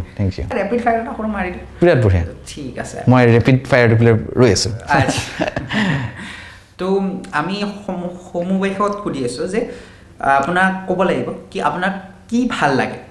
তো প্ৰথম প্ৰশ্ন হ'ল কি অসম শুনিলে প্ৰথম কি মাথাত আহে প্ৰথম ফিল্ম ইণ্ডাষ্ট্ৰীত অসমৰ চিনেমা ইণ্ডাষ্ট্ৰীত হয় মোৰতো আজিৰ দেশত ভিলেজ ৰকষ্টাৰ মনত আহে তাৰমানে অসমৰ গাঁও মনত আহে তাৰ বাহিৰে চাউথ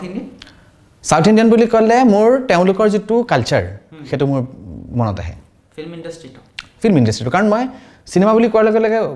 বাকীবিলাকতো মডেল ন বাকী কেৰেক্টাৰ কিন্তু এজ এন ইণ্ডাষ্ট্ৰী তেওঁলোকে নিজৰ সংস্কৃতিটো যেনেকৈ দেখায় তেওঁলোকে ধুতিখনে পাক মাৰি যিটো ৰেপিড ফায়াৰ পাক মাৰে সেইটো মোৰ মনত পৰে আৰু বিদেশী চিনেমা বুলি ক'লে মই তেওঁলোকৰ যিটো ষ্টৰি টেলিং চাইক'লজিকেল যিটো ড্ৰামা মই সেইটো আই এনজয় তাৰ ওপৰত সিহঁতৰ ফাণ্ডিং সেইটো যে অসমত খায় সেইটো অলপ আমি এনজয় কৰিম হয়নে কিন্তু টান কথাটো বিদেশী চিনেমা বুলি ক'লে বিদেশীটো ইমান ডাঙৰ ইৰাণৰ চিনেমা খুব কম সমল বহুত কম খৰচতে কৰে গতিকে অসম তেনেধৰণৰ চিনেমা কৰিব পাৰে এইটো জমনি দে কিন্তু মই একবাৰ ভাবিছিলোঁ যে বাহিৰা দেশৰ এভেঞ্জাৰবিলাক আমি কোনোবানে অসমীয়া এভেঞ্জাৰ পাম নে কোনোবানে অসমীয়া হাল্ক বা এনেকুৱা কিবা পাম নে পাৰোঁ আৰু এইটো কথা ট্ৰাই নকৰাও নহয় মই নিজেই ভাবিছিলোঁ নদীমাথো বয় চিনেমাখনত পোষ্টাৰখনটো এতিয়া মুখা এখন আছে আচলতে এইটো মাৰ্কেটিঙৰ প্ৰথমতে আপুনি বৰ ধুনীয়া পইণ্ট এটা কৈছিল মাৰ্কেটিং যেনেকৈ মই চিনেমাখন ৰিলিজ হোৱাৰ লগে লগে তাৰ যদি স্পাইডাৰমেনকেইটা মই বজাৰত এৰি দিওঁ তেনেকৈ আমাৰ যদি অসমীয়া চিনেমাখন হোৱাৰ লগে লগে আমাৰ যে মুখাবোৰ আছে আমাৰ সত্ৰীয়া ভাওনাৰ যিবোৰ মুখা আছে সেইবোৰ কেৰেক্টাৰ কৰি পেলাইওতো আমি বজাৰ কৰিব পাৰোঁ তো অসমীয়া মানুহৰ এই এপ্ৰ'চ মই নকৰা নহয় কিন্তু মই বাৰেপতি যিমান কৰিব লাগে চাগে মই সিমানখিনি কৰিব পৰা নাই কাৰণে মই সফলতা মই সেই ধৰণে নাই পোৱা বাট মই ভাবোঁ অসমীয়া হাল্ক নিশ্চয় আছে আমাৰ মাজত সেইটো বেলেগ কথা পিছে মই আপোনাৰ যেনেকুৱা খুবত মই এইটো কথা মোৰ মনত পৰিছে যে পাপন দা আপোনাৰ মিত্ৰ হয় পাপন দা মোৰ মামা হয় সম্বন্ধত মই মিত্ৰ বুলি ভাবিছোঁ মানে দাদা বুলি মাতোঁ বাৰু কিন্তু আমি মামা হয় সম্বন্ধত তাৰমানে তেখেতৰ দেউতাক মই মামা কাকা মাতোঁ গতিকে মানে মই যেতিয়া আপোনাৰ ইনষ্টাগ্ৰাম ইউটিউবত মই যেতিয়া আপোনাৰ ইউটিউব ফুৰি আছিলোঁ মই আপোনাৰ বিয়াৰ ভিডিঅ'টো দেখা পালোঁ ৱেডিং ভিডিঅ' ই বেলেগ বনাইছে দে আপুনি মই নাচিছিলোঁ তাত নাচিছিলোঁ নাচা প্ৰথম ভিডিঅ' বুলি কওঁ মই নাচা ভিডিঅ' এটা ইউটিউবত আছে আৰু মানুহে মোক খুব চিৰিয়াছ বুলি ভাবে দূৰৰ পৰা মোৰ ষ্টুডেণ্টছবিলাকেও কয় ছাৰ আপুনি বহুত চিৰিয়াছ যেন লাগে অলপ পিছত যেতিয়া চিৰিয়াছলি জ'কবোৰ কোৱা আৰম্ভ কৰোঁ তেতিয়া গম পাই মোৰ ভিতৰত একদম বিৰাট ফটুৱা বাচ্চা এটা আছে মানে যদি জুলম দাক কোনোবাই নাচা চাব ইচ্ছা আছে তেখেতৰ ৱেডিং ভিডিঅ'টো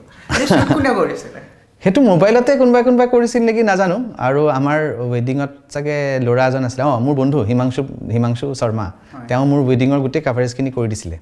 তো এডিটটো কিন্তু মই নিজে কৰিছোঁ আৰু তাত মানে মই একচুৱেলি মিউজিকটো শুনিলে গম পাব ছাছপেন্স মিউজিক লগাইছোঁ মানে জুলম কৃষ্ণ মহন্ত বোলে আপুনি ইউটিউবত চাৰ্চ মাৰক প্ৰথমটো ৱেডিং ভিডিঅ' মেবি নাজানো হ'ব পাৰে তো সেইটো এটা ইণ্টাৰেষ্টিং যে ছাছপেন্স বিয়াৰ পিছত কি হ'ব মই ছাছপেন্স মিউজিকৰ এটা ডান্সৰ ভিডিঅ' বনাইছিলোঁ বৰ অদ্ভুত ধৰণৰ এটা বস্তু মনত পেলাই দিলে আপোনাৰ এনেই অসমীয়া ফিল্ম ইণ্ডাষ্ট্ৰীৰ ভাল এক্টৰ কোন লাগে জীৱিত মই এতিয়াৰ তাৰিখত যদি মই পটককৈ মোৰ এজন মানুহৰ কথাই মোৰ মনত আহে যে এক্টৰৰ ক্ষেত্ৰত আৰু মই সেই এইজটো লৈ পেলাই কৈছোঁ সৰু ল'ৰা ছোৱালী বহুত থাকে মই সেই এইজটো সেই অভিজ্ঞতাটো লৈ পেলাই মই ধৰোঁ অৰুণ নাথ দা মই আজিৰ তাৰিখত ভাবোঁ মানে মোৰ চকুত পৰে বেলেগৰ স্থিতিটো বেলেগ হ'ব পাৰে অৰুণ নাথ দা মোৰ কাৰণে আজিৰ তাৰিখত অসমৰ 1 number best performer best actor মোৰ মতে আৰু মানে যোন ঢুকাইছে আৰু যিসকল বিজু ফুকন অভিয়াছলি তেখেতক মই ভাবোঁ যে তেখেত বৰ সাংঘাতিক এজন এক্টৰ আছিলে মানে স্ক্ৰীনৰ কাৰণে বাকী নিপন গোস্বামী দা প্ৰত্যেকৰে নিজৰ নিজৰ মৰ্যাদা আছে বা মই যদি কওঁ যে আমাৰ প্ৰাঞ্জল শইকীয়া ছাৰ তেওঁলোকৰ নিজৰ এটা বহুত বেলেগ মৰ্যাদা আছে কিন্তু মই যিকেইখন চিনেমা লেট দেখিছোঁ বৰ্তমান দেখিছোঁ আগৰ পৰা চিনেমাৰ কথা কোৱা নাই এতিয়াও যদি মই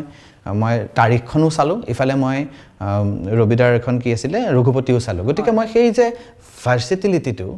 বা মেড ইন নলবাৰীখন মই নিজে লিখিছিলোঁ বা সুন্দৰপুৰ কেৰাচতো তেখেতে এটা এক্টিং কৰিছে যি নহওক তো মই সেইজন বয়োজ্যেষ্ঠ হিচাপে ইমান কাম কৰাৰ পিছত আৰু আজিৰ তাৰিখতো মানে বিভিন্ন ধৰণৰ কাম কৰি থকাৰ ক্ষেত্ৰত মই কওঁ যে অৰুণ দা মোৰ কাৰণে আজিৰ তাৰিখত সাংঘাতিক এজন বেষ্ট এক্টৰ পিছে আপুনি কোনোবা দিনা মই আশা কৰি আছোঁ কোনোবা দিনা আমাৰ জুলন দা যতীন বৰা ছাৰ বা আমাৰ একচুৱেলি উৎপল দাৰ লগত কোনোবা দিনা কাম কৰিব পাৰিম মই এতিয়ালৈকে কৰিছোঁ মই যতীন দাৰ লগত এখন শ্বৰ্ট ফিল্ম আছে সেইখন আছে ট্ৰেক্টৰ বিতৰণৰ ওপৰত এখন ফিল্ম মই তেতিয়া মাইগভ আছামত কাম কৰিছিলোঁ আমি চৰকাৰী যিবিলাক কাম থাকে সেইবিলাকৰ প্ৰমোশ্যনেল কামবিলাক মানে ৰাইজৰ ওচৰলৈ নিবৰ কাৰণে তাক তেনেকৈ শ্বৰ্ট ফিল্ম হিচাপে কৰিছিলোঁ মাইগভ আছামৰ চেনেলত আছে মন কৰিলে চন বুলি গতিকে যতীন দাৰ লগত সেইটো কাম আছে অলৰেডি আৰু বাকী উৎপল দাৰ লগত মোৰ কাম নাই অৱশ্যে গাৰ্গীয়ে কাম কৰিছে আৰু ৰবিদাৰ লগত হয়তো অনতিপলমে এখন হ'ব মোৰ এইটো বস্তু বৰ ভাল লাগে জুলন দা এটা নহ'লে আপুনি কৰিব নহ'লে বাই কৰে একচুৱেলি এটা চাইডে মিলি যায় ক'ৰবাত নহয় ক'ৰবাততো গাৰ্গীয়েও বাৰু জড়িত হৈ থাকে যায় যে আপুনি আমি য়াং ইউথৰ কাৰণে কৈছিলোঁ যোনবিলাক আপকামিং ডাইৰেক্টৰ্ছ ৰাইটাৰ্ছ বা এনেকুৱা যোনো অসমীয়া ফিল্ম ইণ্ডাষ্ট্ৰীত কাৰণ এইটোতো এটা অলপ ভাগ হোৱা ইণ্ডাষ্ট্ৰী কাক কণ্টেক্ট কৰে কি কৰে সেইবিলাক কোনোবাই যদি ফিল্ম জগত মানে স্কুলিঙৰ পৰা কৰিছে সেইটোতো বেলেগ কথা সিহঁতে কণ্টেক্ট ষ্টাৰ পৰা পাই যাব কিন্তু কোনোবাই যদি নিজে কৰি আছে সিহঁতক আপুনি কি এপ্ৰ'চ দিব লাগিব সেই ইউথৰ কাৰণে ধৰক মই সেই ইউথ মই নতুনকৈ আৰম্ভ কৰি আছোঁ মই একো ফিল্ম স্কুলৰ পৰা পঢ়া নাই মোৰ একো হেৰি নাই তো আপুনি মোক কি বুজাব যোনটো মোৰ কাৰণে ভাল হয় এজন ফিল্মত অহা নতুন ল'ৰা হিচাপে মই চবতকৈ পৃথিৱীৰ সহজ কামটো কৰিম উপদেশটো এতিয়া দিম সেইটো হৈছে উপদেশ চবতকৈ সহজ কাম পৃথিৱীত দিবলৈ কৰিবলৈ ক'লে তেওঁলোকে চাব লাগিব কেনেকৈ ধৰণে সহজ হয় কিন্তু মই ভাবোঁ যে অকল চিনেমা বুলিয়ে নকওঁ যিকোনো এটা কলাই জানিবৰ কাৰণে প্ৰথমতে নিজকে এক্সপ্ল'ৰ কৰাটো বৰ দৰকাৰ আৰু প্ৰথম নিজৰ কাহিনী নিজে জীৱনত পোৱা ঘটনা তাৰপিছত মোৰ মা দেউতাৰ লগত বা মোৰ বন্ধুবৰৰ লগত হোৱা ঘটনা বা তাৰপিছত ওচৰ চুবুৰীয়া বা এই ধৰণে হোৱা ঘটনাবিলাক যদি ঘটনাৰ প্ৰতি যদি সংবেদনশীল হয় এজন মানুহ আৰু যদি তেওঁ ভাবে যে মই তাৰ প্ৰকাশভংগীটো চিনেমাৰ মাধ্যমেৰে কৰিব খোজোঁ তেতিয়াহ'লে তেওঁলোকে ফিল্ম স্কুলততো গ'লেতো মই ভাল বুলিয়ে ক'ম বাৰু কিন্তু যদি নোৱাৰে কোনোবাই তেতিয়াহ'লে তেওঁলোকে কিবাকে নহয় কিবাকে এজন গুৰু ঠিক কৰি লোৱা দৰকাৰ আৰু সেই গুৰুজন ইনফৰমেশ্যনৰ কাৰণেতো তেওঁলোকে ইউটিউবৰ পৰা পাই যাব বা কিতাপ পায় আজিকালি অনলাইন পঢ়িব পায় হা তো যিকোনো ধৰণৰ ইনফৰমেশ্যন পাব কিন্তু কোনটো ৰাস্তা ল'ম তাৰ কাৰণে প্ৰথমতে 4-5 জনৰ লগতে কথা পাতক বেলেগ বেলেগ ডিৰেক্টৰৰ লগত যাওক আৰু অতি ইম্পৰ্টেণ্ট সেইটো হৈছে এছিষ্ট কৰক যদি কোনোবাই কাৰোবাক এছিষ্ট কৰিবলৈ যায় তেতিয়াহ'লে সেই যিটো আমাৰ যিটো পাইপলাইন যিটো ফৰ্ম মানে যেনেকৈ চেল্ফ মানে এটা প্ৰচেছৰ পিছত কেনেকৈ এক্সপ্ল'ৰ কৰা যায় কেনেকৈ এক্সপ্ৰেশ্যন অনা যায় মিডিয়ামটোৰ ওপৰত ক্ৰাফ্টটোৰ ওপৰত কেনেকৈ হোল্ড আহে কোনোবা এজন ডিৰেক্টৰক ওচৰৰ পৰা পালে তেওঁ গম পাব আৰু তেতিয়া ভাল ডিৰেক্টৰ মানে এনেইতো মানুহৰ এনেকুৱা যে মই পইচা দিম মই তোৰ পাছত কাম শিকিম এনেকুৱা ধৰণৰ ডিৰেক্টৰ বহুত থাকে মই সেইখিনি কথা কোৱা নাই সেইখিনিত অকণমান ভাগ্য সেইখিনিত অকণমান নিজৰ ইণ্টেলিজেঞ্চ সেইটো লাগি তেওঁলোকে যদি ভাল এজন ডিৰেক্টৰক চুজ কৰে লাগিলে 4-5 জনৰ লগতে প্ৰথমতে বেলেগ বেলেগ সময়ত কাম কৰি চাওক কিন্তু এছিষ্ট কৰক এছিষ্ট কৰিলে এডিটিঙত কোনোবাই বিচাৰিছিলে এডিটিঙত এছিষ্ট কৰক চাউণ্ডত কোনোবাই কৈছে চাউণ্ডত এছিষ্ট কৰক প্ৰথমতেই কেমেৰাটো লৈ DOP হ'বলৈ কোনো নাযাওক বা হাতত গল্প এটা পৰিলেই মই স্ক্ৰিপ্ট লিখি যেন নিজেই ডিৰেকশ্যন কৰিবলৈ যাম সেইটো নকৰি সদায় জনা মানুহৰ লগত ডিছকাছ কৰি জনা মানুহৰ পৰা শুনি লাষ্টত নিজক সেই সময়টো দিহে ফিল্ম মেকাৰ হ'বলৈ যত্ন কৰিলে ভাল নহ'লে ইউটিউবাৰ ফিল্ম মেকাৰ ছিংগাৰ খেতিয়ক চব বেলেগ বেলেগ প্ৰফেশ্যন কোনোবাই একাকাৰ কৰিলে নহ'ব যে মই খেতি কৰিছোঁ কাৰণে মই খেতিৰ ভিডিঅ' দি থাকিলেই মই ইউটিউবাৰ হৈ যাম ডাঙৰ সেইটো নহয় ইউটিউবাৰৰ কামটো বেলেগ তেনেকৈ ফিল্ম মেকাৰৰ কামটো কমপ্লিটলি বেলেগ তেওঁ যে মানে অকল গল্প এটা ক'ব পাৰিলে ফিল্ম মেকাৰ হৈ যাব সেইটো নহয় ফিল্ম মেকাৰ বুলি মই কোৱাতকৈ সমাজে মোক কেতিয়া ক'ব যে I M A film maker মইতো নিজকে ক'ব পাৰোঁ মই আমুক কিন্তু সমাজে যেতিয়া মোক সেই আখ্যানটো দিব তেতিয়াহে মই সেইটো ল'বলৈ মানে সেই আখ্যাটো ল'বলৈ মই পাৰোঁ বুলি ভাবিব লাগে আচলতে এই আছিল আমাৰ মাননীয় চুলন দা একচুৱেলি চুলন কৃষ্ণ মহন্ত তেখেতৰ পৰা আমি কিছু কথা জানিলোঁ নাজানো কিবা কিবি ধেৰ কথা ক'লোঁ মই অলপ ইনফৰ্মেলিয়ে ক'লোঁ আৰু মই অলপ স্পষ্টভাৱে কথা কওঁ সাধাৰণতে গতিকে কোনোবাই বেয়া নাপাব তাৰ কাৰণে ক্ষমা খুজিছোঁ খালি মই ভাবা কথাখিনি স্পষ্টকৈ কৈছোঁ আৰু আপুনি ক্ষমা খোজা আমাৰ কাৰণে আমাৰ মৰমৰ জুলন দাই বিশেষভাৱে বস্তুখিনি বুজালে অসমীয়া ফিল্ম জগতৰ দুই এষাৰ কথা ক'লে অন্তিমভাৱে আমাৰ চিৰিয়াছ দেখা এই মানুহজন চুলন কৃষ্ণ মহন্ত দা আজি ফাইনেলি গম পালোঁ তেখেত কিমান ভিতৰৰ পৰা মানুহ হয় কিমান অলপ মই জমনি মানুহটো এতিয়ালৈকে আপোনালোকে গম পোৱা নাই মোৰ লগত যদি থাকে গম পাব চাগে মই চিৰিয়াছলি কথা কওঁ আৰু এনেকৈ নক'ব দাদা কোনোবা থাকিব আৰু কোনোবা লগতে এইটো কথাও কওঁ যে আমাৰ যি নেক্সট চিনেমা এইখিনিতে মই কওঁ চিনেমাখনৰ বিষয়ে মই এতিয়া একো নামো ক'ব খোজা নাই একো ক'ব খোজা নাই কিন্তু আপোনালোকে এখন হাস্যধৰ্মী চিনেমা পাব নিশ্চয় এই আপোনালোকক এটা হিন্দী দিলে দাদাই সেইটোৰ বাবে আপোনালোকে ৰখিব লাগিব সেইটো নিশ্চয় কথা এখেতে আমি আশা কৰোঁ নেক্সট বাৰ আকৌ আপোনাক এনেকৈ পাব পাৰোঁ নিশ্চয়